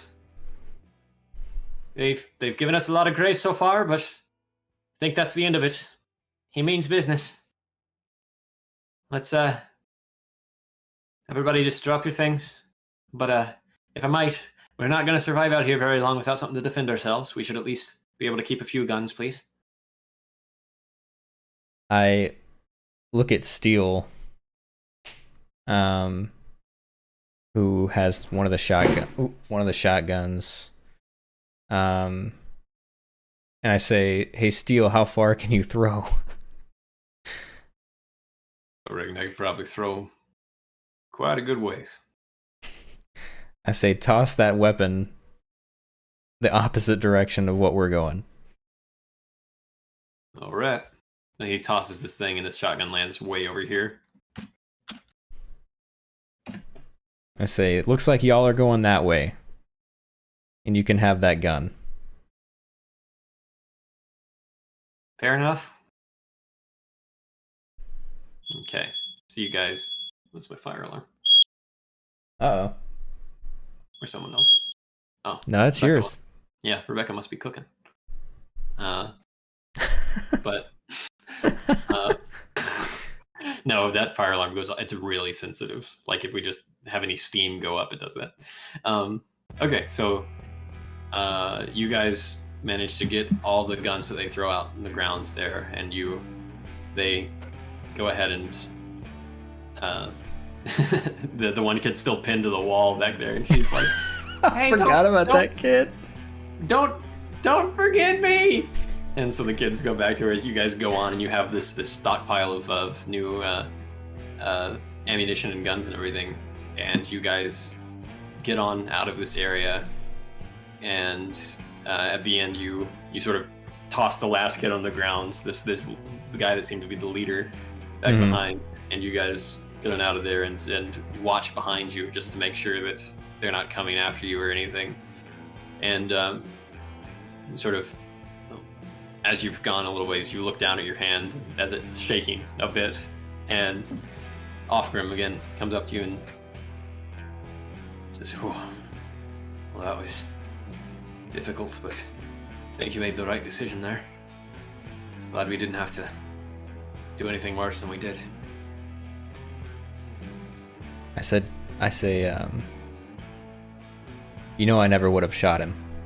Oh, I know. I trusted you the whole time. Well, Saoirse was a little rough, and she says, "Hey, any kid needs some discipline every once in a while, and apparently none of them have ever had any." And so she says, "But not compared to what I wanted to do after they shot the bottle out of my hand." We'll get you some more whiskey, Saoirse. And that is exactly right. And so as you guys continue onwards, you get out of this area and finally manage to make it to the point that you feel like you've made plenty of time, plenty of space, place where you can set up camp and everything and go to sleep for the night, just being watchful of the path behind you. So we're going to end it for there, but you are getting an amount of XP that will be in excess of what you need to level up. So, all right, calculate something real quick. It should be in excess of what you need to level up. But you had several combatants there, so let's see. 4, 5, and we didn't 6. kill any of them. Yes, you're getting a bonus for that. Man, that was tough. Yeah, that's a tough situation. Yeah, normally, like, I would just be like, yeah, let's take them all down. We're like, don't kill them. It's not the way. Let's see.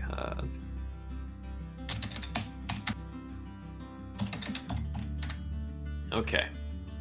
So, technically, based on their levels and everything, this would only give you so much. So instead, what we're doing is we're putting you right up to the level you need, because it would have been less, but right up to the level you need to level up. So, because they were not that hard of a thing independently, but I added a big bonus for, handling it the way you did. They were still fairly low challenge ratings, and you had a lot of people fighting on your side, which eats up a lot of your XP. True. So, you guys on the next game will be at level 5. 5th level. Get some So- bonuses. Yes. So I'll make a note of that before next time. Cool. Well done. Thank you. Well done to you as well, sir. Oh, thank you. That was a fun one. That was I a liked fun the dilemma. way you handled those. Yeah, a few I dilemmas tried. there. That was interesting. I tried for sure. I mean, I think that's a little bit of my perspective as a DM is if you're playing a character that's specifically you have a speaking role, that's what your stuff is related to and your skills are related to, then it makes sense to put you in situations where speaking is a large part of what you could do to handle a situation. And and I think it's just a way to befit the kind of character you were trying to play. And so I trying to find the balance there and trying to come up with fresh ways to give you those kinds of dilemmas. But well done. Poor Jack. He got shot Jack. and laughed at. Jack's having a hard time. He's having a rough day. And Yep. Saoirse doesn't have any more booze for him. I really didn't even plan for Jack to handle the snake situation that way. I just realized that how would everybody else react? And as soon as my line fell on Jack, I was like, oh man. Oh man, I know what he would do. Perfect. That's how That was the characters scariest part. The whole day. Well, that was fun. I hope you enjoyed it. I enjoyed it, and we will Yep. do it again. It was great. Hope you guys watching enjoyed it live, and if you guys are watching the VOD, appreciate you guys going back and watching this. This is the 4th installment of the Barrens campaign, written and organized by the DM, Mr.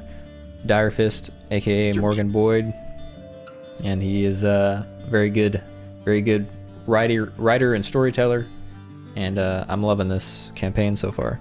It's Awesome. amazing. I'm glad you like it. I knew that if we actually got to the point that we would play, you'd really like it.